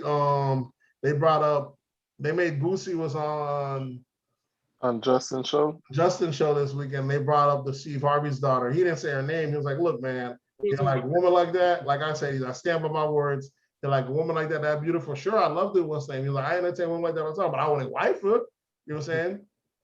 And I understand what he said. You fast forward to the Breakfast Club, you see Angie talking about it's always guys that you wouldn't give a chance to think like that. Nah, lots of niggas think like that. Niggas ain't wifing these thotties. Some of these niggas are because they're breaking the rules. Because once niggas get a bag of money, what happened over time, niggas started breaking rules. There was always rules that you ain't wifing the thotty. You know what I'm saying? You can't bring home the wall. But after a while, niggas started changing rules. That ain't tricking. If you got it, she's a stripper, she get a bag too, you can wife her. But it always ends up sour for them. It always ends up sour. That's how it goes. Because the rules were in place for a reason. You know what I'm saying? That's how it goes. Niggas as mess up, just like the women dating these fuckboys and other, that nigga go out there bank account. Now you double work. I'm saying it always ends up. The rules are in place. Didn't Coco end up leaving Ice-T? Huh? That shit blames all men. What you say, Coco? What? I said, didn't Coco end up leaving Ice-T? Yeah, but I don't. She was I think. Yeah. She was I just. think. Ain't she? They're not together no more. Yeah, they're Not still together. She was just like a video. I don't know if she was a video vixen or just what's name when he met her. She wasn't like industry what's name like a thotty or anything like that. He's the one that put her on. Yeah. Yeah, she was. What about Gucci and his girl? Because she's kind of. Nah, she's another one that was. She wasn't in the industry. I think she was just a popular. What she got like a makeup brand. Yeah, but before that, I think she was. They considered her a pass around. And the rap That's industry. what I'm saying. These rap niggas, listen, these rap niggas, what happened is they went from, what happened is a lot of street niggas got putting on nowadays. So you get that curve. A lot of dope boys back in the days used to, they smash these strippers, but after a while, they see the bread the women get. These niggas, they're like birds themselves. They allow their women to strip and get the bread that's out there. They're like, shit, we getting double the bread together. They look at it like, so you got two hustlers in a sense. You know what I'm saying? Two hustlers and one bird. But I just don't understand when it's been cool for you to have like your peers, like you need to be able to look at one of my peers and be like, oh yeah, this guy used to date my girl. They act like it don't exist. These niggas exactly. They act like it don't exist. That's what Amber, like all the dudes that's been with Amber Rose in the industry and Black Chynas and they act like it don't exist. And it's this equality thing. Women can do whatever. So women have always been able to do this, but niggas used to have a certain standard for themselves. You already know you don't want to be caught with the pass around. You know what I'm saying? You can like her, but you don't want to let everybody know that's your missus. The niggas used to have a certain standard. Now these niggas getting money. Yeah, now it ain't even cool, but they act like it don't happen when she's passed around. Now she's yours. You're like, oh, she was in, and you may try to play. Oh, that I done upgraded. That's you see. That's they want to act like it didn't happen or it didn't exist, but it never ends well. But then one of the dudes ended up giving her a ring. One gives her a ring. This always been the case where someone in the hood ended up wifing the thotty of the block. Mm-hmm. And it'd be one of your homeboys, and you'd be like, this nigga's wilding. Yeah. But what usually happens is the thotty had some good sense when the hood ain't messing with it. She find a new nigga from new city. You gotta go outside the block. You just go to another city, yeah. New city. You reform. That's how it goes. Because the hood don't got that represent. You got a clean face, new resume. You know what I'm saying? That's how I go. And maybe your girl might have been someone from another city, but you don't know because it's a clean You face. don't know, right. That's Clean how it face, goes. But no you face, can't no case. knowingly, you can't knowingly go into this shit knowing the resume, knowing she got a bad record. You gotta have no face, no case. It gotta be No face, no case. That's how it's gotta be. People don't like it, but people just decided, nah, it's more convenient for me to go like, all right, it ain't never gonna work out that way. But it's a wild thing. But I just didn't like how when Angela was saying, oh, it's always the guys that you weren't gonna go with that make up that point. I was like, and you see Charlemagne, as they got more tame than the old age, they'll act like Angela will make an opinion, they won't even fight it sometimes. Sometimes they'll joke amongst each other, and they just, I guess they don't want the women to be wild up on them. They just don't even bring up on them. You'll notice Charlemagne and Envy always joking back and forth, but they won't throw no kind of curveball jokes on Angela at all. Cancel culture. You know what I'm saying? Back in the days, they used to joke around, she ain't got no man. You can't say nothing bad about her. Yeah, that's not equal opportunity over there. She's gliding over there. She don't get them hits. They're over here joking that Envy's Puerto Rican, calling them gay, some jokes. They got jokes for everybody, everyone but you. Yeah. You know what I'm saying? It's not equal opportunity over there. She talking about, oh no, it's not like, listen, that's from your perspective, but don't talk about it's always the men. That's like, this is how men be talking. Ain't no men out here trying to come up out it. It's simple as that. I was expecting for him to give that rebuttal, but he just be quiet. He's like, she's always been she's so pro-woman that she seems like she's anti-man. And I don't think she realizes that she comes off kind of like anti-man. Well, the thing is, Angela is, if you listen to her other podcast, she's very pro-woman, pro-sexuality. She's big freaks. You know what I'm saying? With her lip service. You know what I'm saying? Which is cool, no problem with that. But there's some niggas that see the women on lip service like shit. I'm just trying to smash that, and that's it. That they were saying, and you don't have to be nothing more than that. And she was like, yeah, that's fine. Women could be like that too. I'm like, that's very true. But the guy don't want to know that. But the guy here of that history, then she'll complain about the double standard. Like, yeah, you grown enough to understand that double standards exist in the world. That happens. Yeah. The same reason if a boat sinks and they make women and children get off first. Double standards. When we go to war, men get online first. Double standards. Women only have an issue with double standards when it doesn't benefit them. Yeah. Mm-hmm. Yeah. Exactly. So all this talk about, they don't like these double standards, it's only because it doesn't benefit them at the time. Yeah, when the clubs have women get free before 12, there's no men getting free any nights. Women getting before free any time. Free drinks. Full admission.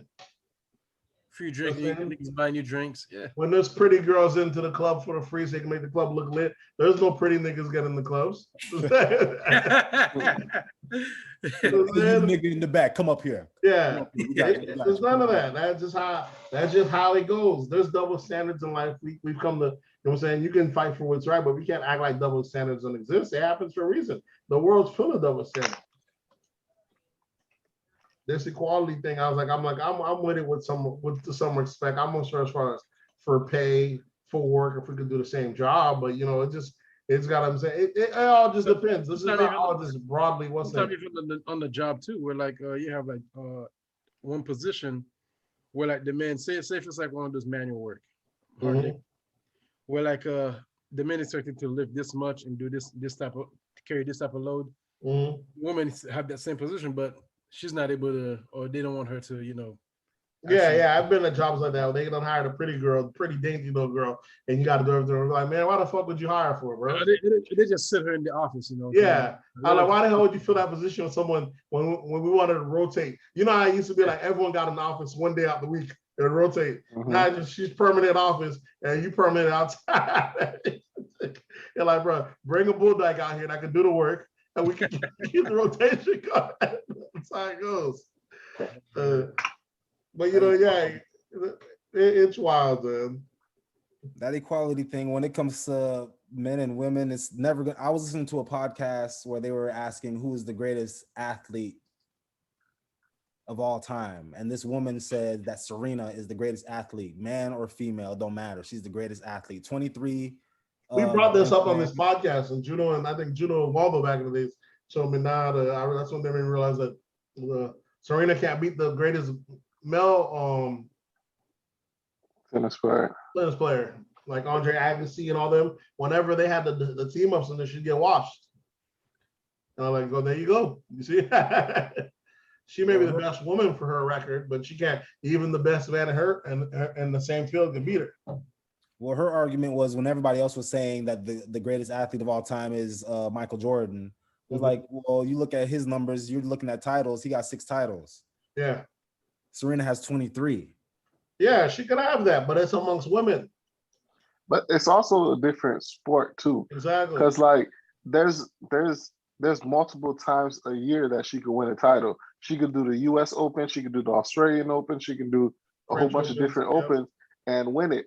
If there was different leagues where Michael Jordan could play simultaneously or play right after playing a basketball game, he would have won those shits too. Yeah, well, that's a different sport, so you got to compare it to the men's tennis. Well, how come there's no men winning 23 Grand Slams? Yeah, but the guys that didn't want to, you know what I'm saying? Each time he went against her, he beat her. That's the thing, yeah. You know how they have the mixed sport when they mix them sometimes? She'll lose to the Agassiz and the other names that are the best men in those fields. They might not have the best record compared to women because she's dominating the women. You know what I'm saying? She is dominant women enough that she could come play with the men. That's how good she was. But still, the men is still a higher tier. It's kind of like WNBA and NBA. The women ball all damn day long, like but if they come and play in the NBA, tier, they'll never play each other. But the difference, well, the women and the Agassi and them do play. They play every now and then. They have they have the mixed gender one, or they have the guy and the girl team up, or they'll pair them together. You know what I'm saying? The couples matches. The couples matches, yeah. And like I said, she'll lose to the guy, the best guy at the time. And that's what happens. But it's the same thing as the WNBA. WNBA, you know what I'm saying? You've seen this past week when there was that whole kerfuffle of them complaining about how their locker room was different than the guys. And then you seen the women's locker room, they only had like 4 or 5 weights in that bitch. That shit looked a week. But the guys had like a whole half court. That shit looked like 24-hour fitness, bro. Why they be doing the women like that though? That's they size the women. They size. What is it, Janelle? A lot of it is funding, yeah. Yeah, it's not like they're gonna go into that gym and lift them weights. This is true. I seen Andrew Schultz said. Andrew Schultz said there should have never been weights there anyways. Ain't nobody about to strain while you're in a conference final to begin with. But why y'all made this whole thing? Now we just gotta pay money. He was like, y'all wonder why NCAA, why college costs as much. This is us taxpayers paying for this for stuff that's not even gonna be used. Because even the guys aren't gonna use the weights like that. Yeah, they're not gonna use that shit. Who's gonna go bench press in the middle of, and they have a game tomorrow? Yeah, exactly. Yeah, but it's just for the looks. Like we got money out here, and y'all got our shit looking real raggedy. But the thing is, they don't have money. Options. They don't have money. The most isn't the WNBA like a subsidiary of the NBA? So whatever. Yeah, it had to be. It had to be because the NBA had to bottom up because their thing wasn't making no money. Yeah. So whatever money NBA got, they could easily just pass it down. But it's got to make sense. Where after a while, it's almost like so you're saying that the women's having a nice facility for them to play in doesn't make sense. Here's what I'm saying: there was no reason for the weights to be there to begin with. I would have just done them just to have no issue. I'd have just had them. If you're gonna do it, they'll both have the same. It should have just been unisex. Unisex, exactly. I'm not gonna make them realize that it's different. But the women constantly complaining how their thing's unfair when they realize that their revenue is different, their viewership is different. I can't even tell when a woman's season ends or start or watch or anything. They know that the viewership's not there. Yeah, their viewership's not there because we're not allowing it to be there. We allow it. It's not supported in America because the NBA players here, if they go play others out of country and Russia and other places where they love them, they make more money. And America just ain't going to the WNBA.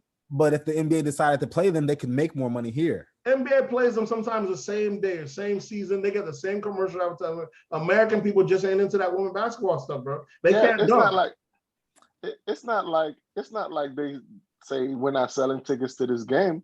The tickets are for sale. Nobody's buying them.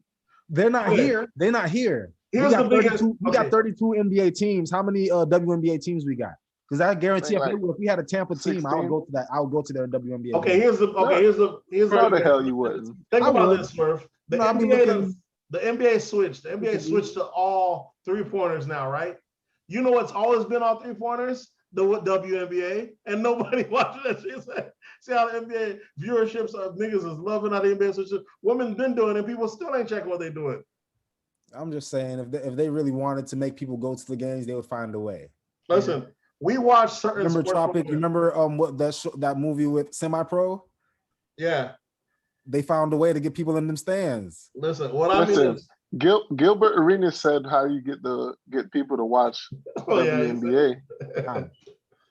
What is it? Get some cutie pies, there a bunch of bean pies out there. He said, hike them shorts up, make them jerseys a little tighter. People will come. Yeah, you're right. Because when I be scrolling through and I see like a volleyball game or a beach, any type of beach, anything, I pause. Yeah, but I mean, we watch the women's volleyball still gets watched. Women's track meet gets still watched. Women's sex sells. Soccer. It ain't even soccer. I'm just saying, just different sports. Gymnastics. It's just basketball is not a big thing here. Just like soccer is not a big thing. Because they're all those sports you just named were sports where these women dress real tight clothes. They look real feminine still, except for basketball. I don't know. Maybe I can't put my hand on it. Because even the football, what was it? The women's football. Yeah, football stuff. Yeah, that shit's fucking ridiculous. I seen one of basketball the other day where they had like thongs. Yeah, those women they look even more buff, and but they still look good. That's ridiculous to me though. I hear they still look good though. Like Serena be looking real buff, but she can still get it. Listen, but nonetheless, we watch tennis, women's golf. It's just basketball is just not one of those things. I don't know why. I like maybe soon they'll make the league where maybe one team will get one or two token women to come play with them in the NBA. What do you think? No, they're not gonna put no women in the NBA. But NFL got a female kicker right now. Remember? That was college. That wasn't NFL. Oh, that was NFL. Okay, so you don't think she's gonna make it to the NFL?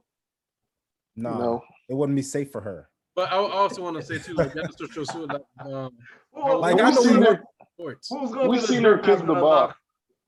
We seen her kick the ball. That shit was trash. Yeah, it was trash. And even if she even got better to the level of the NFL kickers, it wouldn't be fair. It wouldn't be like we say. We want shit to be equal, but her genetic makeup is not equal to those. I can't even go on that field because it wouldn't be safe for me. You think she's gonna go on the field? Is it gonna be safe for her? Yeah, I mean, people probably ain't gonna hit her as rough. That's the problem. That. Now I gotta hold. She has an advantage, right? I gotta hold back. Exactly. I gotta hold back. Yo, who knows? It's a wild thing. Let's get into some of these other absurdities. We were on the Lori Harvey thing, right? Boosie, I spoke on that. Charlotte. I have Charlamagne's rebrand on here. I think to go on that, I guess that could go on. Like I said, Charlamagne's always right. He called it earlier. Fast forward to Joe Budden podcast. I'm not sure if you've seen that. This last few episodes, Rory and Mal were missing. Who? Rory and Mal. That's the white guy, and Mal, the black guy. His two assistants. It's only Joe Budden. Okay. And he replaced him with Savon, and another dude popped up in the thing. They're missing for like 2 episodes, and it's been kind of crazy. And like I remember saying that I was like, well, Joe Budden's one of the worst co-workers you could have. Every place he leaves, he's a disgruntled employee. He throws his co-workers under the bus. Happens every time, from when he was at High 97 to when he was at Complex to when he was the Migos. Yeah, everywhere he goes, he leaves. Wherever you work with him, he leaves a trail of tears afterwards. He gets his bag and let's see. Joe Budden might be a narcissist. He's definitely a narcissist. Because what's worse is the podcast used to be called, I'll name this podcast later. It was Joe Budden, Rory, and Melissa. This one girl. They got Melissa the fuck up out of there. And then after that, it was just Joe Budden and Rory. They brought them all. And then they renamed the podcast to the Joe Budden podcast. This is after like 6 years of I'll name this podcast later. And then he ended up with the Joe Budden podcast. Yeah, they ended up naming it the Joe Budden podcast, bro. They should have seen that as a sign of the times, you know what I'm saying, to begin with. But yeah, and I remember when they first got together, Charlamagne said, them boys ain't gonna be together a year, they're gonna be gone. You know what I'm saying? Sure, you know what I'm saying? He done got the bag, he done this, that, and third. He got we're hearing of the Spotify deals, and he's saying how it's about ownership, it's not about money, we're turning down money. I'm like, who's really turning down all this money for just talking? Each time we say we're turning down money, and them boys are agreeing with him, I'm like, how much y'all boys getting, bro? Because this nigga could be really fucking up y'all future right here. Because this money may not be life-changing to him, but I know y'all niggas is regular niggas. Couple $1 million just to talk a couple days a week. I know y'all I'm saying. I might say, hold up, bro. Let me go and get him. This ain't the hill I'm ready to die on. Because they're turning down those deals. Now they ain't got those deals. You ain't got the million. Now they're not on the show. Now they not on the show. You could have went with the deal with Spotify. Joe Budden act up. Y'all still get that check. Y'all walk away. Now y'all not on the show. He can get that bread by himself. Yeah, everywhere he goes, he's toxic to the environment. It's very toxic, though. It's fun when it starts, and it's never cordial when it's time to go, bro. And then what's worse is he ends up having a rant telling you how he did everything, how the people wasn't shit from Shady Records, from what's the group he was in? With the four of them, dog. They had like Slaughterhouse. Slaughterhouse, yeah. Everywhere Joe Budden goes, bro, he leaves as a disgruntled employee, bro. No matter how great the lineup is, that's how you know if you go to business with them, know how it's gonna end. You just know, like they're like, all right, I'm gonna go to business, we're gonna make some money. By this time this shit's over, we're gonna be worse enemies. Pump it up. Yeah, it's kind of sad to see. We'll see what his next ventures are. You know, he's trying to get it back. I know he just did a deal with Patreon or some shit. Well, let's see how that works. What else do we have? Migos.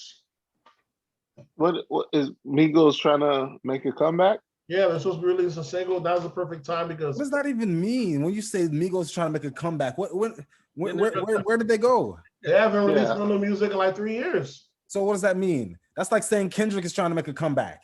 You comparing Kendrick to the Migos? I'm saying Kendrick, if somebody is the Migos never fell off. Since their first album fell off because Migos did an album, and after the album they became socialites. They're now known more for who they dating than their music. Okay, one's dating Cardi, the other one's dating Sweetie, the other one's just around. You know what I'm saying? They're constantly dating Sweetie. Yeah, one was dating Cardi. So you're saying when someone takes a pause from making music that they fell off? The type of music they do, you take a pause. Here's the thing: they did fall off. They had to go to other avenues. They're in the same record label as Lil Baby, and you know Lil Baby is the biggest artist out there. And they don't get along.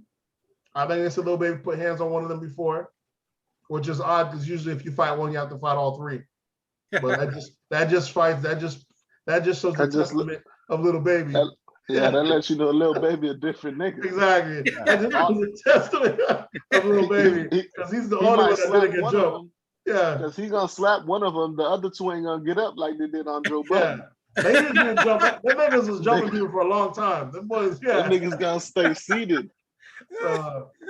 Notice how you're on the same label as the biggest artist out, and you ain't got no feature from him. He ain't got no feature from you. They don't get along with him.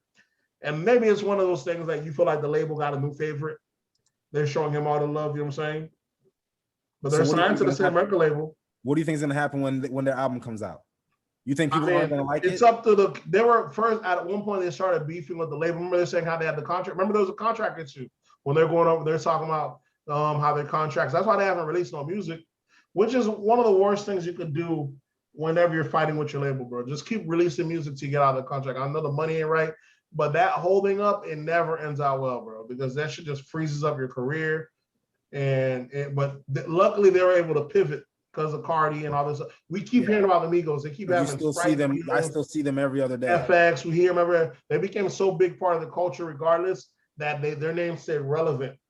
Even when I say, man, but now can they pop again, music wise? You know what I'm saying? I would hate to doubt them because them niggas have such a stronghold. You know what I'm saying? But I think the type of music they make, they've perfected that style. That's what I feel. Yeah. So any album they put out, it's gonna be good. Whatever that's how I feel. Gonna be good. And at the very least, they get a Cardi feature on there. They should be good. But will the label back them? Will the label back them? You know what I'm saying? They get a track like Up, that Up. I'll be playing that up on the treadmill, but I won't stop. If it's up, it's up. They have songs that tend to always be on ESPN. And yeah, they just got fire ass tracks. You know what I'm saying? Dope ass soundtracks. So we're gonna see if they can land another one right now, it'd be perfect. Because people was making fun of Quavo and the whole breakup with Sweetie. I like y'all counting Quavo. Yeah, speaking of that, that's a topic within itself. So. Yeah, because did he actually get caught cheating? Because I heard it was kind of like a breakup where she kind of just vaguely insinuated that he cheated, but there's like no proof or anything. I think that they broke up after she did the interview on Justin the Boy Show. Yeah. And they asked her about the threesome, and she was like, "Yeah, I'm gonna let that nigga pick the guy he wants to have a threesome with." Oh wow. I think what made it worse was because she brought up how a nigga ain't treating you right, you just curve him, and then one day I just woke up and see money in my account. Best enough to, she's kind of airing out their information, enough to buy a couple properties. Because she's like, I'm a businesswoman, so if you want to get my attention, you got to pay. This is fucking prostitution, guys. This is not the first time that prostitution, that she's dwindled this bag over his head. She's like, ladies, if he ain't getting you a burger, send that nigga back to the streets. And he was right there in the video, like in the back, like a deer in the headlights, trying to back. I'm like, damn, bro, you paying a high cost for that. I'm all for black love, but this narrative of black love where it gotta cost, you gotta buy it. Yeah. That doesn't make sense to me. It's like they say online, they say black men deserve love too, that ain't gonna cost them. It's like black men only get love, but that's the narrative. Like I said, broke niggas don't get no pussy. Remember that? I know that's right on up. I know that's broke right. Niggas don't stand a chance out here. Broke guys ain't standing a chance out here. These women, like we said for a long time, these women become niggas out here at some point. And I already trapped me one. I already put a ring on it, so you're gonna trap it. Got me one. You heard about he bought a what was it, a Bentley? Yeah. And he took it back. Yeah. Like, there's rumors that he took that Bentley back. But that's the good thing. He had at least, I guess. Yeah, that's the good thing. You don't ever, when you gifting someone, I guess, a girlfriend, that it's good to lease it because nobody owns it, but it's under your name, and you can just stop making the payments, and they're gonna come get their shit. Yeah. But there was a whole thing about he didn't take it back or blah blah blah. But that shit's on lease. He's not gonna continue leasing that shit for her. That's how we're not in a relationship no more. Yeah, I don't know you no more. But remember I told you on this podcast. You saw what I was saying. I was like, these celebrities every weekend showing us how they got each other a gift for their birthday, a car for this. One of these niggas is leasing it, so that's fake. But two, that's why I said there's no point because as soon as they break up, they're returning it. It's all for clout. Buying the gifts in the first place is for clout, and now the taking it back, that's all for clout. The breakup is all for clout. It's all for clout. Yep. It's all just trying to stay relevant when you got nothing else going on. I just don't understand how do you date a guy and say like in the Migos is that a third and say he's creeping. They don't make it to public because we don't know what he got caught with. And how do you not expect a guy like that that's a rock star out here? I don't think he's still up here now and then. I think that's a given. So you think she should have at least tried to work it out, not just, hey, this I found out, boom, we're done. Because she's because she's who she is. She's Sweetie is after she done made herself prepped up to be like she's bigger than she is. But at her level, who's she gonna date? Another baller. It's gonna be the same shit all over again. Yeah, but she's not. You think she's actually looking for love out here? Yeah. She's young. She's looking for burgers. Yeah, she's looking for someone to spend on her. Yeah, that's all. But if she was already spending on you, she could go through the whole lineup, through the whole industry, and the whole industry spends a good 500, 600K on her, and she came up. Okay. If he was already spending on you, you might as well spend what? I think people spend like I'm saying 600K at M's. She end up with Drake. If he's already spending money on she might get some OVO stock. If he's already spending money on you, you might as well say put. Because she's the bad thing is that she's gonna preach this. If he ain't spending this money on you, ladies, send him to the streets to these younger chicks, and these younger chicks are gonna have that same mentality and end up single and broke. Yeah, that's what usually happens. That's the problem. They don't realize it till it's too late. Yeah. until Exactly. they're And Boosie they're brought up till a they're like 36. and Boosie then brought they're up a still great thing in that single. episode. They asked him on on that podcast. They asked Boosie if he ever paid for it. Boosie said, "Yeah, when I was struggling, it wasn't coming up. Now that I'm famous." They said, "Hold on. So now that you actually got it, you got to pay for it." Like, yeah, of course. I don't pay for nothing. Now I'm Boosie. I'm like, so these women really charging the niggas that ain't got it. It's like a reverse, bro. You know what I'm saying? They charge the niggas that ain't got it for the pussy, but the niggas that got it, they getting it for the free. Mm. Make it make sense, bro. You know what I'm saying? You supposed to tax a celebrity, if anybody. Yeah, like the Republicans taxing the little man. Yeah, that's what it. These hoes are Republicans out here. Yeah. Do we have anything else? I thought I sent you guys something on Instagram as far as we're kind of jumping on subject to subject. So we see what hip hop pop. Yeah, I think I sent it to you guys on Instagram. I forgot which one I saw. We've been all over the place. Yeah. Okay, so what's this? Dwayne Wade calls out Lil Boosie. There's some more Dwayne Wade and Lil Boosie beef. Yeah, Dwayne Wade was on a podcast. I forgot what he was at, and he was like, "That's why he was glad of people like Lil Boosie or what's name bringing up his daughter, because he called him like Lil Boosie and what's name, because the more you bring it up, the more it's causing these conversations and other conversations. So he's glad that it's causing. He didn't do it in a way that he's calling it hateful. He said he's kind of glad because it's causing more and more conversation. You know what I'm saying? And he's saying he may not have all the answers. And I'm glad. It's not a bad sense to say you might not have all the answers. I like, but are you really cool with the conversation happening? You know what I'm saying? I don't know if how it is. He's supporting his kid. There's nothing wrong with that. Boosie didn't say there's nothing. Boosie just said, Boosie didn't say nothing hateful. They're talking about Boosie said something hateful. Once Boosie again, just said, don't chop off his dick, man. He's like, once again, that's overreaching. Like anything you say, they take it like as if like you're saying something hateful. Why is Boosie talking about other man's kids' dicks? Because why is he talking to the world about his kid's sexuality? Why is this kid coming out to the world? Why is he letting the world know that his kid's now a girl? Why are we talking about his kid's sexuality altogether? His kid is trying to be a pioneer. His kid's trying to be a Jackie Robinson. His kid's trying to be Rosa Parks. Yeah, his kid's not the first kid that felt that they were in the wrong body. Who's the first? Because you don't know their name. Well, openly, I don't think so. Yeah, openly. Listen, exactly. We don't know their name. Let me tell you, but we know her name. Yeah, openly. Yeah, it's him. Listen, his kid's going to the gay pride parade where there's a bunch of fucking niggas in hot pants shaking their ass, sexually perverted. You bringing little kids and shit like that? You know what I'm saying? It's wild shit.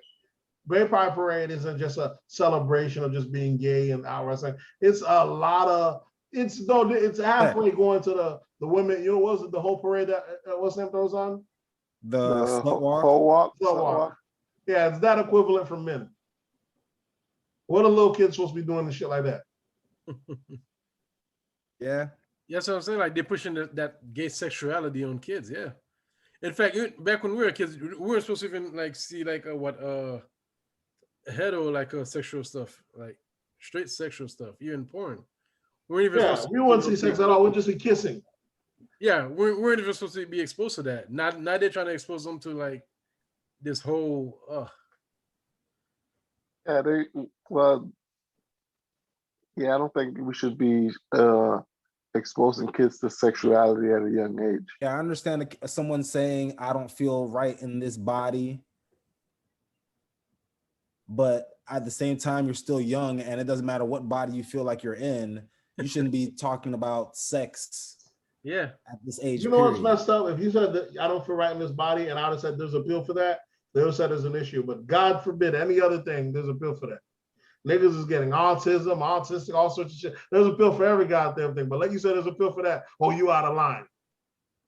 They got to subscribe a pill for everything. They subscribe pills for everything. God forbid you say there's a pill for that. What other pill can change your penis to a vagina? Not a pill. I'm saying a pill to make you stop thinking you're in the wrong body. A pill to like, don't worry, this pill's gonna make you feel you're in the right body right here. It can be a pill for that. Work for pharmaceuticals. I mean, hey. You know what I'm saying? But they'll say that's in a sense they'll be like this is a mental disorder. They don't even look at it like that anymore. Like I say, socially, Once we've accepted it in America, we're not looking at it like it's any disorder at all anymore. It's just a preference. It's a matter of love and hate. If they decided to make a pill for it, that would be. Well, they won't. That's what I'm telling you, because society's driven by medicine. Science in general is driven by society. You understand? That's how it goes. They're advertising the pill, the one that prevents you from getting HIV PrEP. They have to say in the commercial, this is not meant for people, for women not, I forgot how they worded it, for people not assigned male at birth. They couldn't just say this is for men. People who what? The PrEP, the medicine, the PrEP that they're giving the HIV medicine, it's for men. But they couldn't just say it's for men. They said this pill is meant for people that were, this is not meant for people that weren't assigned men at birth. They had to word it like that. Because, you know, they look at it as a cisgender male as a male that was assigned male at birth, in a sense, you know what I'm saying? Non-binary means like you're not going by the labels. They couldn't just make, God forbid, a medicine for men in a community that is riddled with this thing, because this is the community that's affected, but because y'all taking off labels, now you got to word it a certain way. You understand? This is the community that's being tackled by it, that's being harmed the most by it. They made a medicine for it, and now you got to word it funky because they're the ones that they're making a book. You know what I'm saying? Science ain't supposed to work on the scopes of that type of shit. Yeah, this is the fault of the U.S. empire, man. I can't say it's the U.S. empire. I don't think gay niggas is big enough. One way or the other is coming down. One way or the other. I don't think it's off the back of gay niggas. That ain't big enough. I think we got enough worse. I thought Trump was gonna do it, but you know, Trump he brought it down to a certain level. So Gray, you're saying gay people is gonna take down society? No, I ain't saying that. Gray on this Judge Joe Brown. Yeah, you think gay niggas? Judge Joe Brown wholeheartedly believes that gay niggas is gonna be of U.S. I was like, look, we done got way worse shit than this, but it ain't really gay. Like we had gay and they stayed in their place, you know, okay, fine, you're gay, you cool, do what you do over here. But you got like these other people who want to actually throw themselves on everybody. Gray water separate but equal. That's all. Here's what I said. Y'all stay over there. Exactly. I'll do what y'all do. I don't mind. But I'm gonna just stay over here. What will be the inner society? You can have for everything. I don't even mind segregation at this point. Listen, what will be the inner society is the disconnection of reality. This convenience that we're actually making up shit for people to feel better. For real, man. This political correctness, in a sense. In a sense, it's been happening. It's the same way that white folks don't like to tackle the fact that we know that 9 times out of 10, if a nigga coming into a place blazing, murdering random people, it's a white guy. They act like they don't want to be politically correct. They want to act like they don't know what the issue is. You know what I'm saying? The same way it's been happening. So political correctness, this action, actually, I don't really want to tackle what the problem is going to be the inner society. That right there. Just looking the other way because it's not politically correct to say. Not even looking the other way. It's almost like if you're a police officer and it's like there's certain things you can't even, deal with. Well, I mean, it's no different. It's like there's a difference between them realizing that the cops overly patrolling us and abusing us, and them acting like it's not an issue. That's a problem. But to the point of when they're doing crime, and then for them to just say, "Oh, it's just an issue of mental health, this, that, and the third." I like everybody got mental health. How come none of the other races are running up and grocery stores are murking niggas? You know what I'm saying? Yeah, I know it's another thing there. Y'all need to but see, that's when society not willing to back it up. There's not going to be a science to back it up. There's not going to be nothing to find with the action. They're not ever going to fix the root issue. Y'all just going to keep looking the other way, keep pointing fingers. You know, we just had 2 mass murders this past week. One in Boulder, Colorado, where a Muslim-looking white guy looking Muslim, which you should have seen. What's the new show? The 2 channels that took over Fox News there, those 2 Republican channels. They were so proud that the guy wasn't white. They said, "Whoa, it looked like it beat the narrative." They were so happy. They're saying But he is white though. He is white. He isn't white. He's Muslim. Nah, that nigga's white, bro. That's what I thought. But his name's Muslim. I think he's okay. He could be Muslim is a religion. It's Okay. also religion. You can change your name to He- whatever name you want. No, it to but be. he's been here since he's 3 years old. He's from Syria. He's a Syrian. Okay. Okay. You know what I'm saying? He's been here long enough that he was able to put the He white must coat be a on. ginger. He must He's be a been here- ginger Syrian. Yeah, he's been here long enough that he's able to have the white coat on him. You know what I'm saying? You know, like the Cubans been here a couple generations, they can pass as white, because that nigga gonna pass as white. But man, Newsmax and those things saying, oh, that defeats their narratives. And then when you go down to the Georgia murdering, they're talking about, oh, they're so happy. They're like, oh, it wasn't that they're targeting Asians. He was targeting the sex workers or anything like that. They said he had an issue with the women. But I was like, y'all just trying to rebrand it. You know what I'm saying? Why didn't he walk into a Starbucks then and go after those? Exactly. It's kind of crazy though that they stopped talking about it was sex workers. They just brought up the fact that it's anti-Asian discrimination is out there. I was like, there's plenty of places he could have went to without doing that, but they're trying to push the narrative. America's so crazy as far as he could have killed random prostitutes if it was about sex workers. Exactly. Yeah, they asked him and he said that it wasn't because that. And you should see the officer talking about, no, he just was having a very bad day that day. I'm like, what is this bullshit? What, did they take him to get some Burger King like Dylan Roof? This shit is wild, bro. He was having a bad day. I'm like, how about the people that died, bro? You have a bad day, just go shoot people, huh? How about the people that died and everybody realized what type of work they did for a living? That's crazy. Having a bad day. And they don't even see nothing wrong with that explanation. They don't. It's a wild thing. It's like they're like, I seen online, they said if only y'all normalize these immigrants the same way I normalize these killers. Yeah. People come across this border, they talk about, they try to push that narrative. They got these people coming across the borders, talking about all these infants that are being left at the border since Biden got here, which is true. A lot of people see Biden as hope. They're like, we trying to come across as wish. But for a long time, Trump had it where you just be stuck in Mexico and then the process you to get over here until Mexico started getting full. But people out here still looking like they don't realize the reason. No matter what you do, no matter the wall, no matter whatever you put up, if people's fleeing, they're trying to survive for their lives, they're doing what's best for their family, they're going to come to the place that has the resources if their place ain't got the resources. So you're either going to fund their country and help them out and make their situation better, or you're going to have to deal with them coming over here. And just let them in.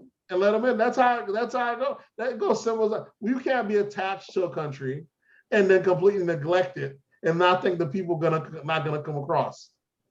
It's simple mathematics. We just need to buy a portion of Mexico, extend USA. Extend the United States. Yeah, so that could be all of our territory. They can stay there and we'll watch that shit. That'll be ours. It's the same thing. Most of the people that are coming here are not Mexicans. New Mexico, Arizona, California. Yeah, and most of the people that come here, most of them that are coming here aren't Mexicans to begin with. Yeah, they just passed through Mexico. They're passing through Mexico. Had Mexico had enough, Mexicans stopped coming to the US because there's opportunities there. Had Mexico had enough opportunity to stop in Mexico, but like, nah, shit ain't enough here to eat. We gotta go to America. It would have been America's interest to make sure that all its connecting countries that are connected to it are in decent condition, at least enough for them to stay there. But the fact that we completely neglect it to our benefit, and then we act like we don't know what the hell people coming here for, it's wild. Mm-hmm. You know what I'm saying? You don't see no one coming in from Europe trying to smuggle into the US or anything like that. They're like, we got benefits on this side. We good. They come to visit us. They do. Nah, that's not massive for them coming over here. You don't know that. That's why there's no border. They do know that. They know statistically. A lot of them come here. The most they do on that side, their visa expires and they stay, and that's it. But for the most part, majority of people that's been migrating here, that's why the country becoming more and more brown, more and more black, are from the south of the border. Then we don't even speak on the fact that there is no border in the north of the United States. We don't even speak about it. Yeah. You know what I'm saying? Because Canada's USA number 2. Canadians that's what I'm saying. People ain't leaving Canada to come to storm the US, bro. They got Drake, they got the Raptors. Yeah. They're good.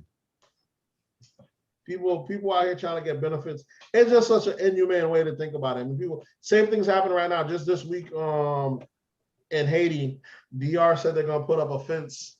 They're gonna build the wall to prevent the Haitians from coming in, from Haitians coming in DR, because the biggest class of Haitians outside of Haiti. The second biggest class, I guess, is in DR. I think outside of America, because there's like 500,000 Haitians in DR. There's another place in DR called Little Haiti.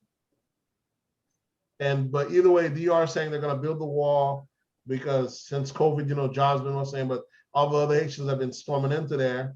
So they said, we got to build that wall. This is the same island, though, building a wall, which is fucking crazy. But what are you gonna do? That's not gonna prevent it. When, like I said, if I'm dying on my side, I can't eat. I can't. What's that? What do you want me to do? It's simple human nature. You're gonna cross a border. You're gonna do whatever you got to do to get to the other side. Either you're gonna commit crime on one side, or you're gonna commit the crime of crossing the border. But that's human survival. Only an idiot stays in place and just sit there and die. Yeah. The DR seems to forget that Haiti gave them a country. DR ain't trying to hear none of that. We ain't trying to hear the semantics of Haiti giving the country because they remember Haiti trying to take them over after giving it to them too. Them Chicos hate them. They know their history. They don't care what we gave them. Our skin is just a little bit too dark for them. That's all. But I mean, once a country gets its freedom from you, they're not allowing you back in. It'd be wild to do that. That's what it was said. Haiti should have, once we had our freedom for the US, we should have been like, we ain't fucking with y'all no more. Hey, DR ain't dumb. You can't get your freedom from a country and still be willy-nilly with them. You know what I'm saying? They gonna keep fucking you over. Correction, Haiti didn't get their freedom from the US. Oh, France. Who they got it from? France? Yeah, from France. That's who's gonna have to pay us our reparations. I don't know who's gonna have to pay it. We need to start having that conversation. That's after Haiti paid the French their reparations. Yeah, after we paid French reparations, we need to talk about. We need to start having that conversation. You know what I'm saying? I feel people be asking, is there any way to actually help Haiti? Reparations or revolution? That is it. That's it. Reparations or revolution? What are the two? One of the two. You seen when Haiti revolted. What else do we have? We spoke on Migos. We spoke on. How do y'all like that Drake 3-pack? Did I ever say about that? Drake what? That Drake 3-pack. Drake 3-pack. It was fire. I liked it. Lemon pepper freestyle and. Yeah, that Drake get busy, bro. What is it? Y'all seen this Jim Jones interview recently? I think he had one on Earn Your Leisure recently. No, I didn't check it out yet. He was dropping some jewels. There was one where Jim Jones was talking about, he was speaking to these artists about owning your masters. And he was like, yeah, it's all fine and dandy about owning your masters. Everybody wants to own their masters.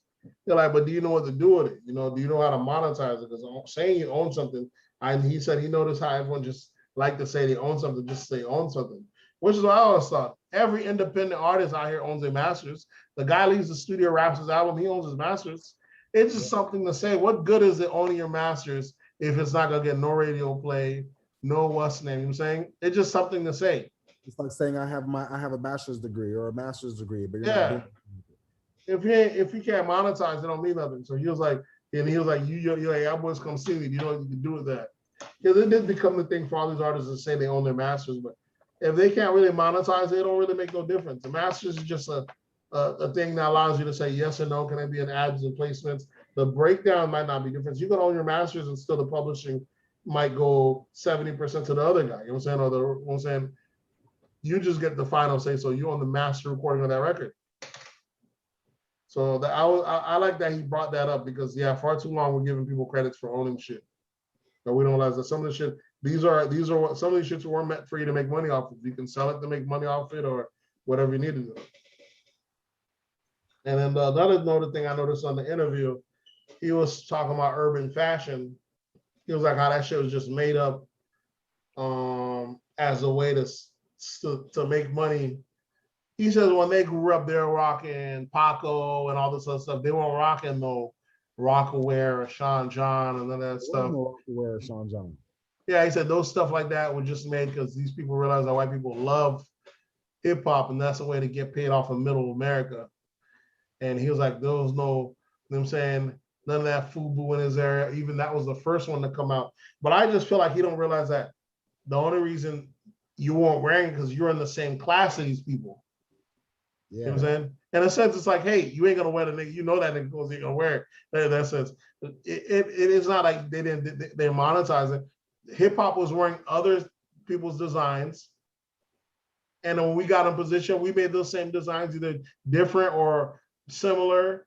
And our own thing, we became the owners of the same clothes. Why allow them? I'm saying, why keep wearing Gucci or other people's shit? We made our own thing. Yeah. And the people who made it, they made it for the generation beneath them, not for. Yeah, exactly. I feel like he was like, because he was bringing up, he brought up a lot of things as far as Dipset influence. He was talking about how, for sure, people were listening to G Unit. You're like, but there's a listen. You could want to listen to one nigga, but want to be like another. You're like, but they were dressing like us. Like niggas were dressing like G Unit. Them skull shirts with the chains. Yeah. With the chains in his his wallet. Yeah, I mean, Dipset had a long following before that, so making niggas wear pink for the purples. You know what I'm saying? They definitely drew fashion for a long time. Yeah. It kind of sucks they didn't have their own clothing line. You know what I'm saying? Because they're also one of the reasons why that one thing got flaming hot after it died out. What's the one that they put on everything? The skateboard brand, I forgot its fucking name. Which one? Supreme. Yep.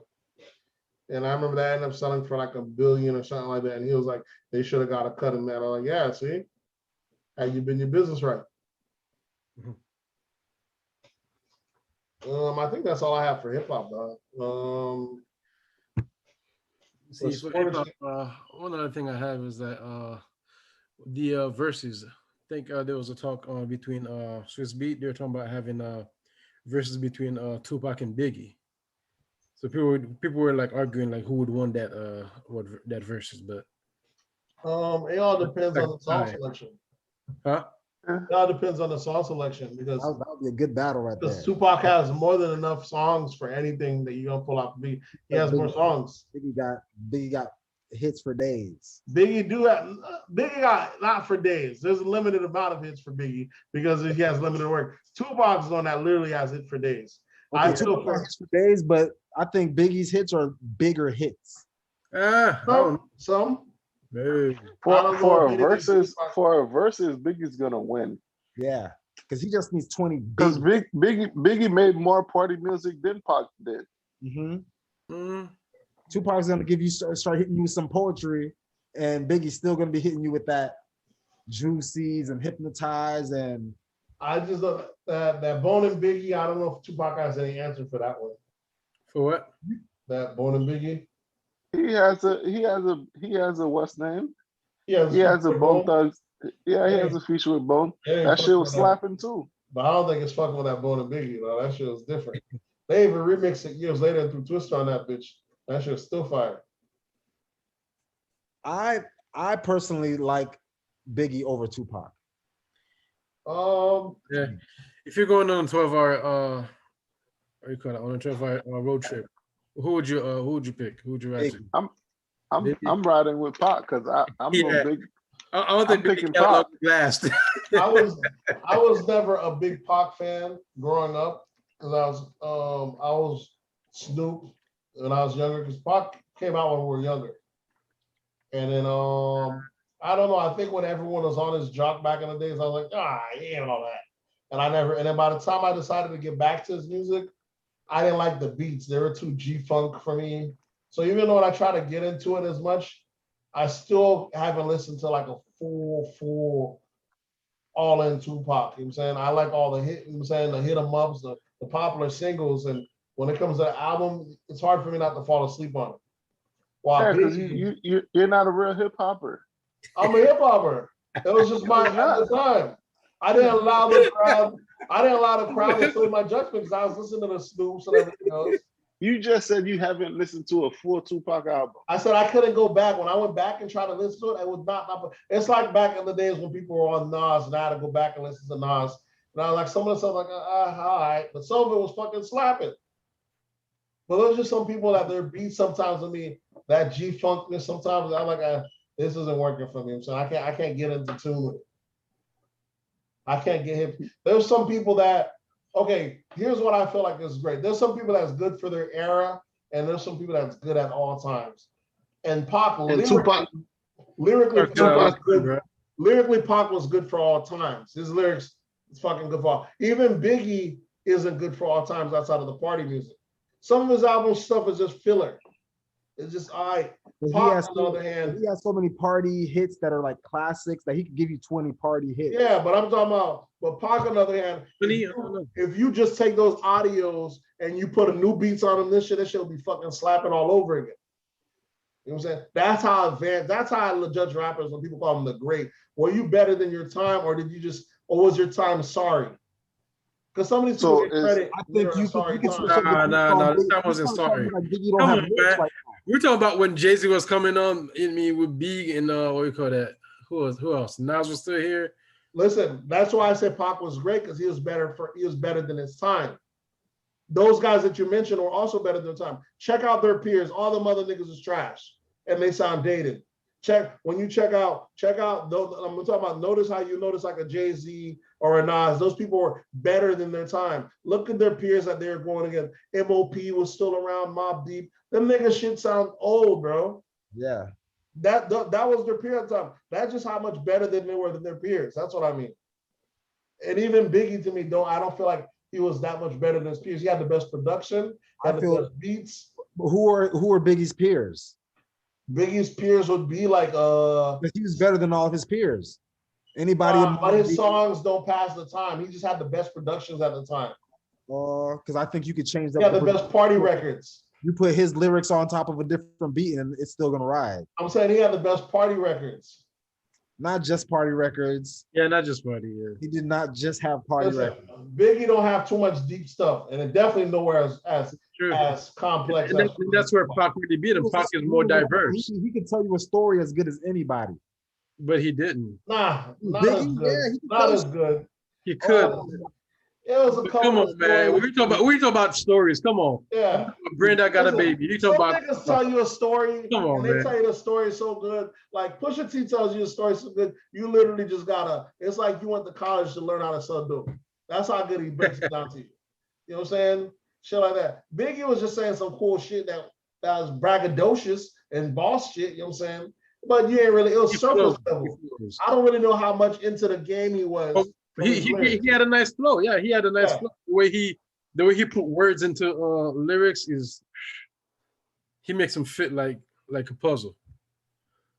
But we're talking about telling stories. Yeah, he doesn't have enough like material. He's not as diverse as I don't think. And Biggie's fucking dope. And I think it's because he has the fact that he comes from New York behind him is that extra battery that pumps him in that aspect. While Tupac in a sense was revolutionary.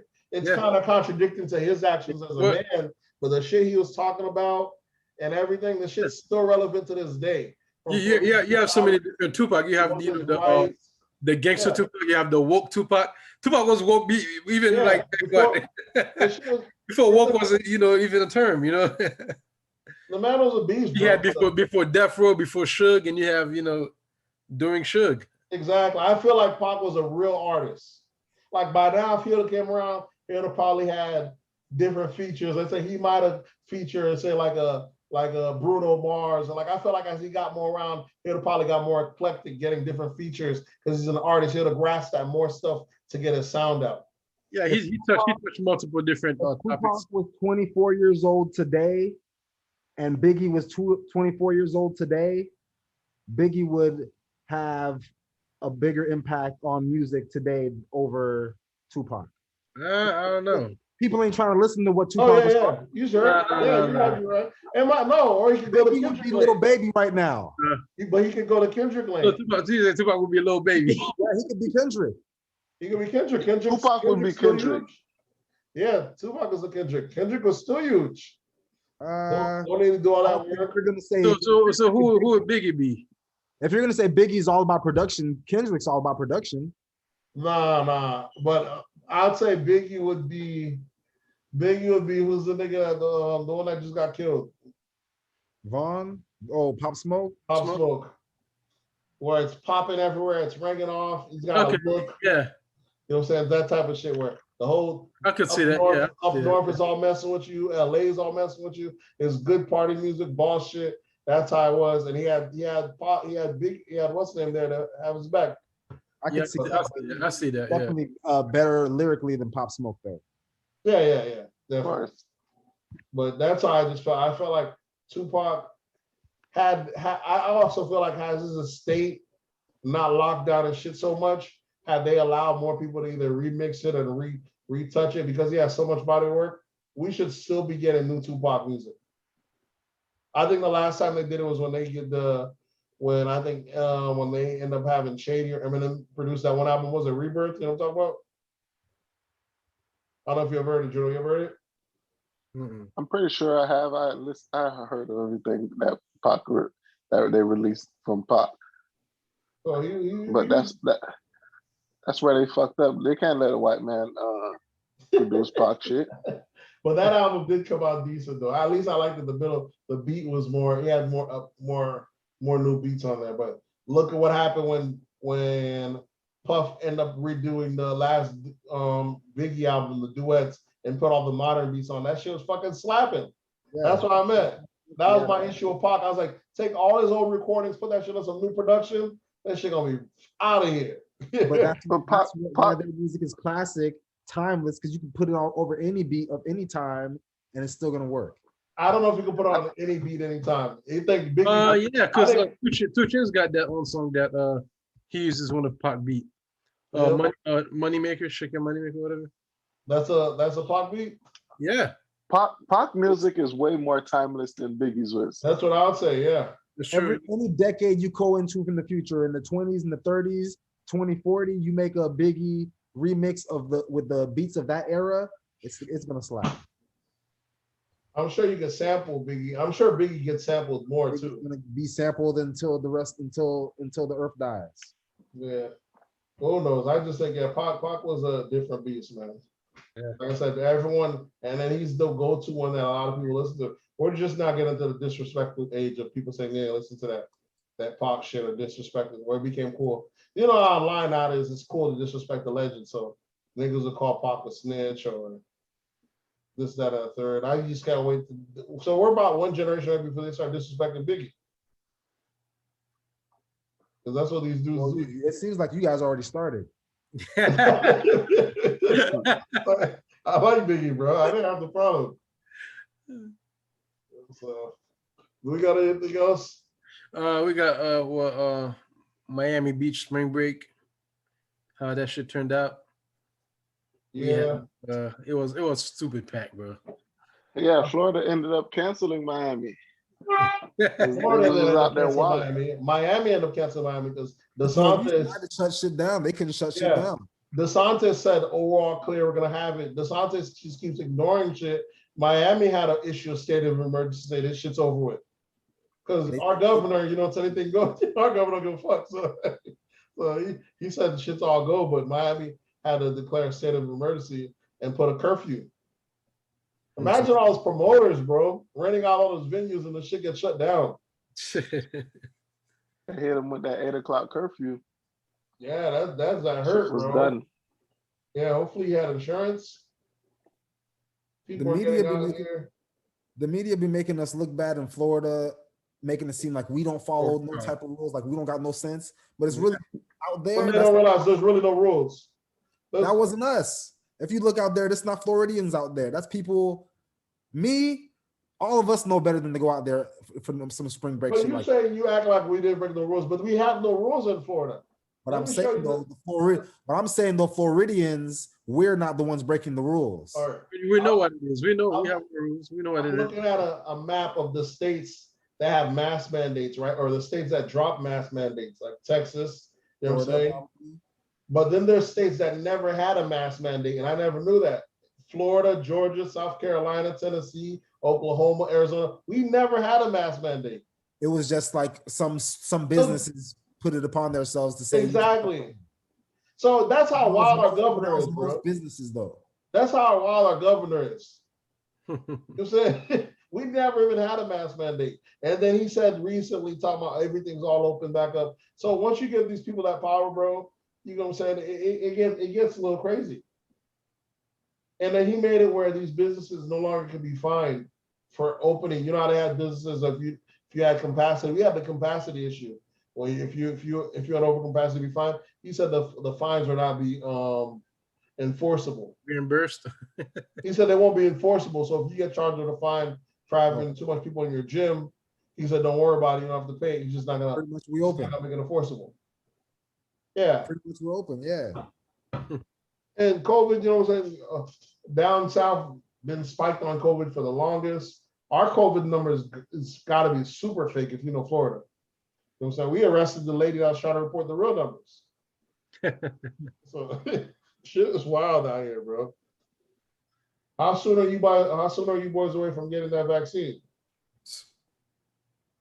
You already know what I was thinking, but I ain't getting that shit. I'm gonna end up I'm getting nowhere close. You know what? I'm about to get it in due time. After I go see my mom almost every other weekend, and she's in Dallas. It's either her or me. One of us gonna have to get it. I'm gonna be around her, you know. So you're right, elderly folks. Maybe you know I kind of stick to some of the old school Haitian traditions. I can't even tell you last time I went to a doctor. You get me? No, I gotta get that edge of physical. Drink some associ. You talking about you got lemon? I told my mom to take it because she's already up in age. She ain't reproducing any more kids. I told her she need to go ahead and take that. Is she gonna take it or she said no? Yeah, she's taking it. I told her to give it to her. The vaccine that there's a chance that it could make you sterile. That's his only problem with it. That's a good thing to worry about. It is a good thing. I don't have no kids, nigga. What else I'm supposed to worry about? My purpose on this earth is to reproduce. What if it makes you grow horns? It'll make you grow a 11th finger. You know, they might call you.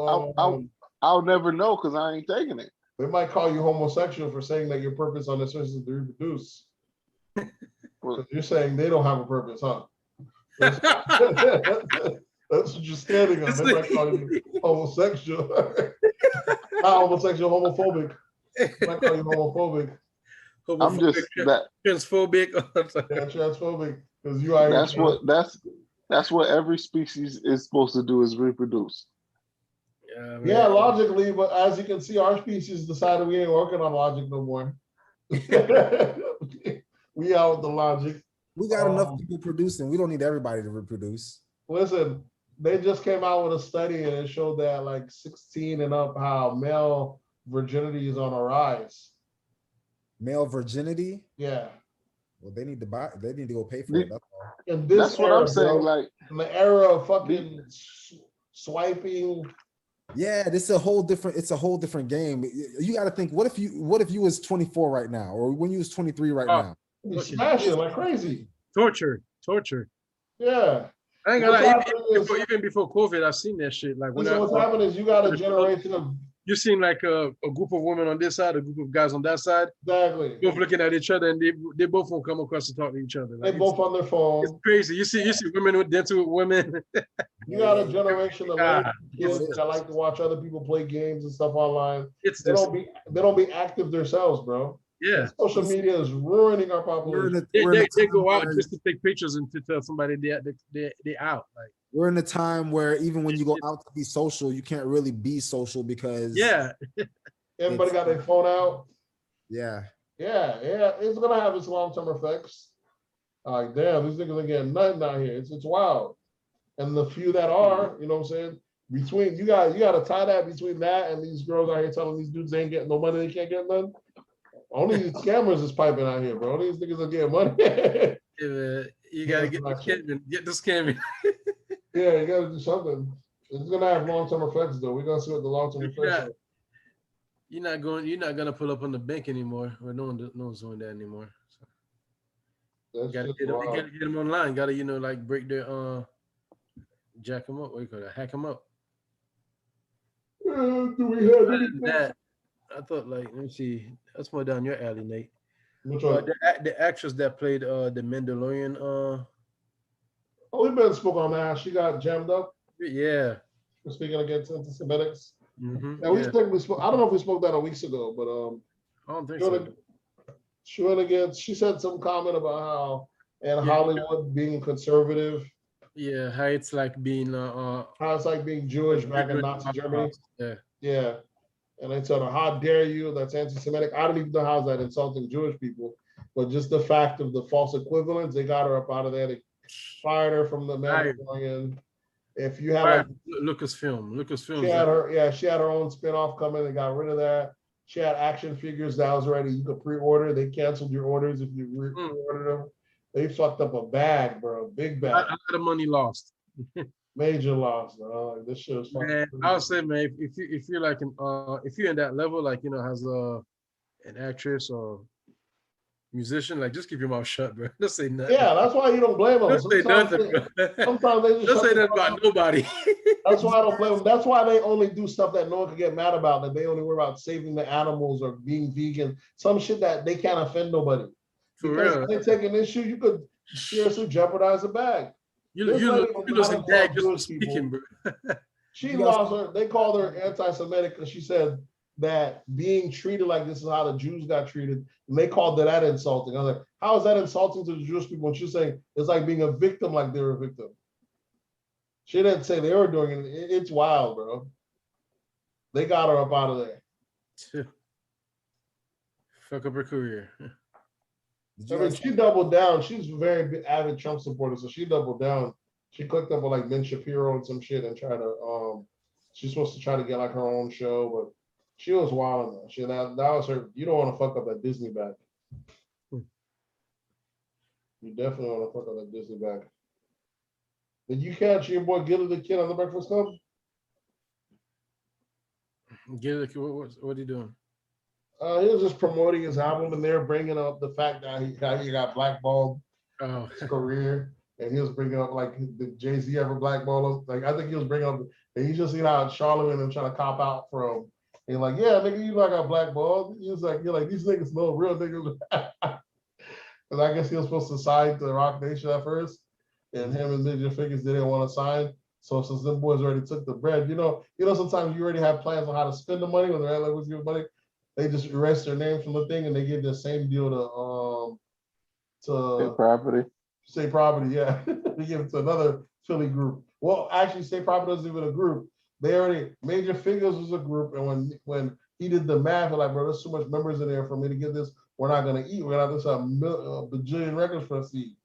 So them boys just said, all right. They walked away from the deal, and so after that, they went back and just gave. They said, hey, you and you want y'all to come together. And they made them a group and they gave State Property that same deal.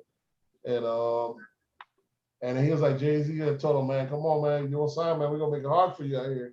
And he was like, that nigga was not lying. But it's crazy. You know, I can't blame him. Hov uses his power in the label. You know what I'm saying? He's like a black exec, which is what he is.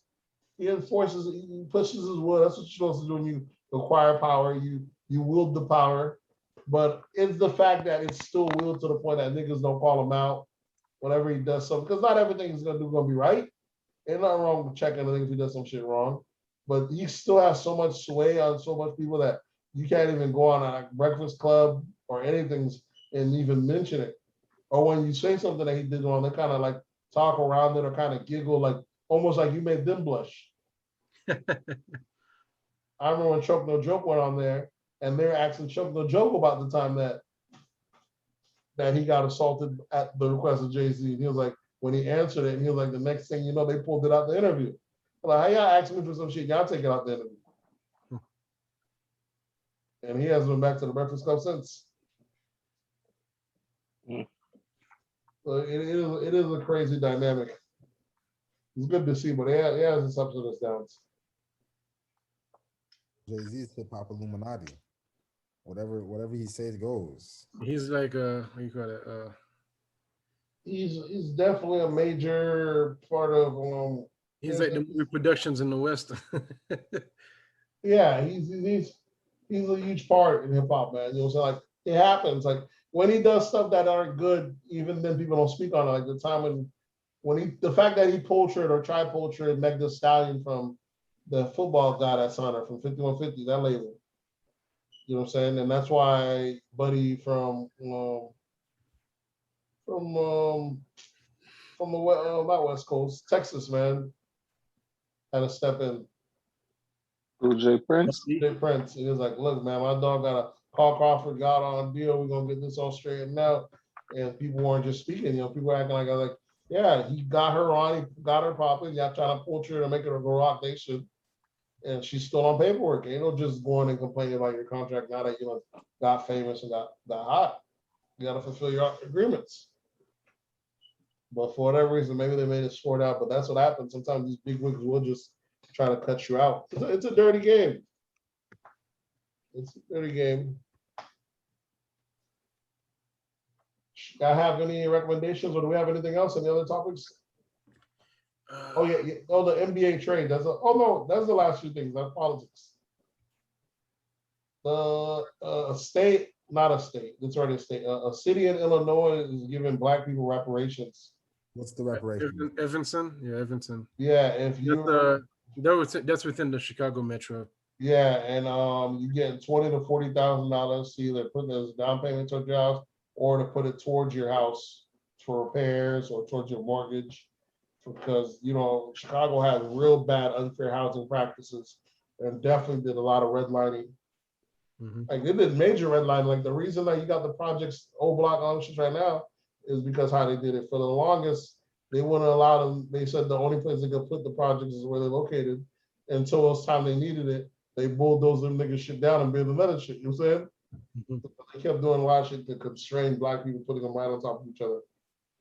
But that city's giving Black folks reparations, $20,000 to $40,000. It's a start.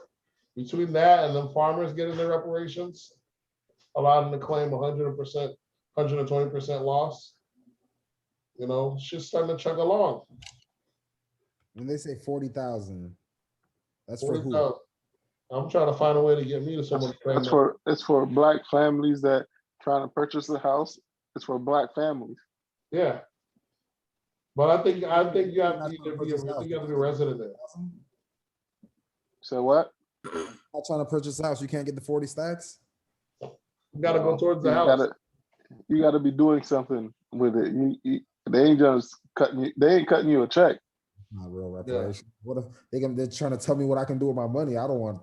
You don't want it. I don't want it. But. If I can find a way to get over there, I'll buy property I'll buy property right on O Block. I ain't gotta be there. I'm just gonna. I'll own a little piece out there. You know what I'm saying? Maybe we get that reparation. Someone brought up I think Alex Jones brought that up. He said he's called reparations if all the businesses that benefit from it are the ones that have to pay it. Like like Wells Fargo's, all these big stocks around back then, make them pay for the reparations. Yeah. That sounds all good and dandy, but the state was also doing fuck shit. It wasn't just businesses. When they're doing redlining and they're telling us we couldn't buy houses, or when they're developing cul-de-sacs and neighborhoods for white folks when they're off at war, when we came back, we weren't allowed to buy into that. You know what I'm saying? We need a cut and all that. You know what I'm saying? I was just seeing one thing the other day. I don't know if it's called I don't know what it's called, but I know what the phrase is, the black tax. The fact that Black communities, we get taxed more. Even in the hood, our houses are charged more for taxes. So we pay more in taxes, and then come appraisal time, our houses get appraised less. Appraised less. Not getting your street maintained. None of that shit. Yeah, so we're getting taxed more, and then not only that, your shit's still not getting worked out. But I'm saying we're paying more in taxes, so that could make you end up breaking down. You know what I'm saying? Like it could make you default or not pay on a payment because your taxes are due. You know what I'm saying? That's the one way you can lose your house. So they charge us more for taxes. But then when it's time to sell, I seen a couple in San Francisco. I think they bought a house for like $400,000 or $500,000. They put like another $200,000 or so in it, and the thing got fucking valued at like $400,000. Like the money they put into it didn't even fucking exist. Yeah. The appraiser, yeah. The appraiser. So the shit that we get done dirty every kind of which way. It's like the same way, like I told you, remember how we brought up like on clubs how when there's a black night, there's a door cover charge, all the drinks cost more. Like just living our life is more expensive, bro, in every aspect of it. It's already sucks bad enough that we ain't got it, but now we also get charged more for everything. Yeah, it's just so you don't forget. Just so you don't forget that black tax. Yeah. So I got these conservatives, these black conservatives talking about, man, we got to fight for these gun rights and all this stuff. I'm like, what freedom y'all fighting for, nigga? We pay the tax for everything.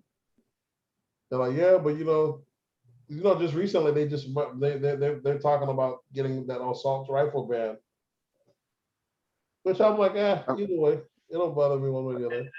I'm gonna get an assault rifle just to get one, but it don't bother me. That don't apply to them, so it's just. If they want to ban it, let them ban it. Don't bother me either way, one way or the other. I think this fallacy that Americans have that we need to keep a gun in case if we have a tyrannical government is fucking make believe. Our government topples other governments every day. What chance do we think we stand against them? You know what I'm saying? All the guns is doing is just giving civilians more guns. That's all it's doing. We don't stand a chance on our government. Our government even got to fight you man to man to begin with. The drones, the tanks. What chances all these guns we're doing gonna do for us? So it's just a crazy selling point America got. That got us thinking at least we have guns. What good is that? Well, these people that are thinking that they're going to go overthrow the government, eventually they're going to be like, they're going to realize we can't overthrow the government. So they're just going to take it to the neighborhoods of the people who are in support of the government. No, what end up now it's in common sense, but that ain't what happened. Those people, time and time again, to have the guns, the only place they overthrow is black places that are thriving. That's what history has shown. Neighborhoods because we're in support of the government. We were never in support. We were just living. That's what history has shown. We're just living, but you could say that we're a major part of the reason why the Democrats are in the office. If every black person in the world in America voted, the Democrats would win every time. Oh, that's true. But there's more Democrats in the U.S. in general. If everyone voted, if every single person voted, the Democrats would win every time. Yeah. Mm-hmm. But it's not just that. It's just that's why they keep the electoral college because other than that, the Democrats would win every time. Exactly. It's just a strange thing to get hung up on. I'm like, I'm not fighting for rights for guns, bro. Like we got human rights, so I don't give a fuck about a gun. If everyone was disarmed, it'd be better. But to some extent, gun rights is also human rights. I mean, you have a right to protect your home, protect your property, the land you stand on. Yeah, that's true. But they're not even talking about it. These white folks want to be able to open carry. They want to be able to walk around with that strap across their chest. That's. And you gotta realize every time white folks have the gun on it, what they're really saying silently is, "I wish a nigga would," because they ain't gonna fight you. True, yeah. But I feel like there's less confrontations in states where there is open carry because you can see that this dude got it and I got it too. So we're not gonna go to that. Why is that your go-to though? What's wrong with them hands? See, the white guy that has the calcified ears, the MMA guy, he ain't got no problem with shit going down. That guy can fight you. Well, listen, in Florida, we don't do that strap. The old man, he's just hoping that you talk to him wrong so he can fear for his life. Yeah, but listen, I'm hoping the same thing too. Yeah, but except for mine is I don't know if I have it or not. The thing is, he's able to justify that he fears for his life. You ain't even got a pool. You can walk towards him. There's all sorts of shit that make him fear for his life. That look at Trayvon. Nigga walking home. I'm inside of the car. I call the police. This guy looks like he's about to rob the place. They said, "Sir, don't get involved." And I still get involved and get off when I fear for my life. America. It doesn't work in our favor, you know what I'm saying? So I'm cool with nobody having this shit. You know what I'm saying, if that's the case. Well, at this point, like, can't nobody have it? We already have it. Okay, but the more of them that have it, the more unsafe we are. That's the point that is being. The more of them that have it, the more unsafe we become, because the more of them that have it, the more likelihood that they could be afraid, and the more shit to be afraid, the more likelihood we get killed by it. I don't know about that. But that's just how it goes. And places that are rural, that have strict gun district, you don't have white folks just randomly I feared for my life, just popping up and shit and killing. Cops do it, but not civilians. In Florida, you have civilians pull up on niggas, say to turn the music down, you argue with them, they shooting niggas at the fucking gas station. Wild shit, bro.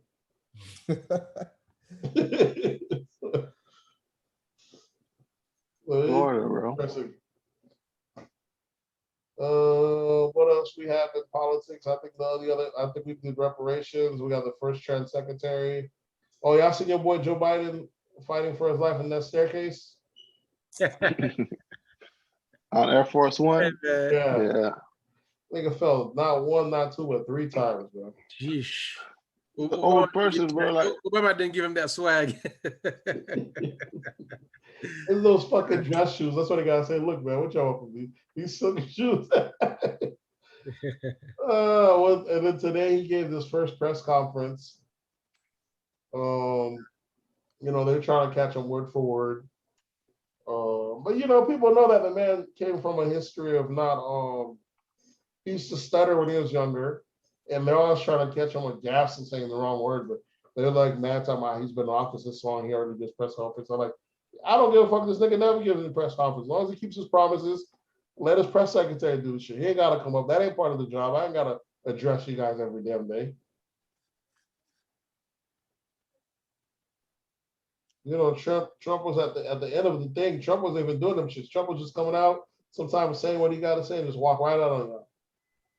I ain't taking no questions. Okay, bye. What else do we have? Do we have anything else? I don't think so, bro. Yeah, I think that's it.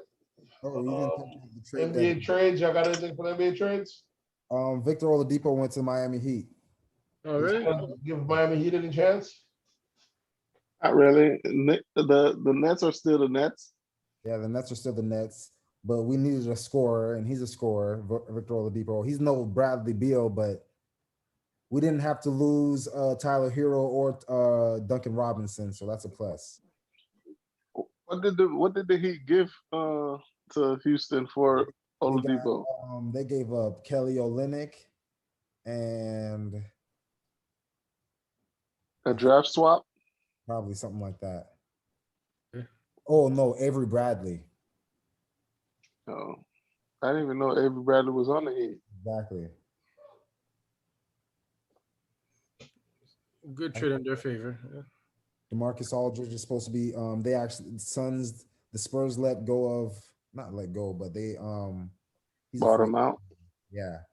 So LaMarcus Aldridge is going to be on the market, and they're talking about him going to Miami also. So what happened? The Lakers didn't do no moves, so Lakers literally gonna get tricked out the championship this year. I don't know. Maybe they're just hoping LeBron and AD are going to be healthy by the time playoffs come. But rather than they just sit it out this year and a lot of Knicks to steal their little bullshit. I'm hoping the Knicks don't win, but Come on, Nets. The Nets, and they'll come back when they acquire another piece and LeBron get his thing. Everything's working out in KD's favor, though. Oh, the Nuggets looking good too. I think the Nuggets just got they just got somebody like two good players. Oh, they got Aaron Gordon, yeah. Yeah, they got Aaron Gordon and somebody else. Oh wow. Rondo got traded to the Clippers.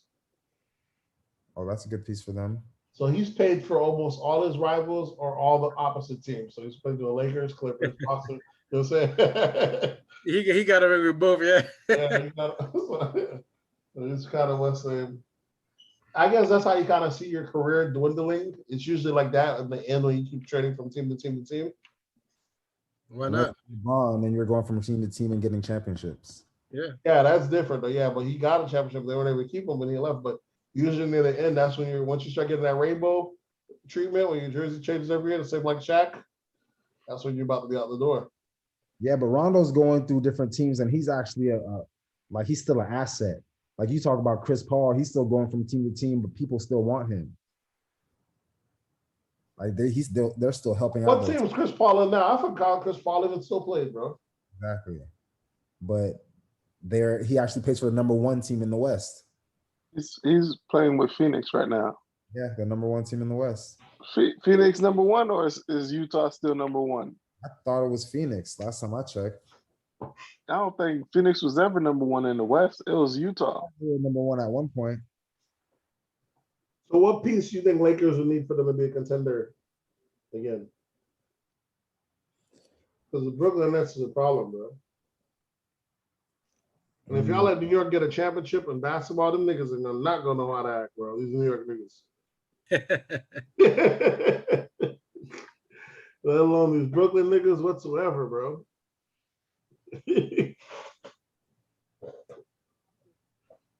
I feel like the Nets is like the Clippers of New of York. Lob City. What's the name? Yeah, they're the Clippers of New York. Yeah. So does that mean they look good on paper, they might not deliver? No, but they're just like they're the sister team because the Knicks is Yeah. the team. The Yeah. Knicks is the team that people in New York love. People love them, but them niggas don't produce nothing.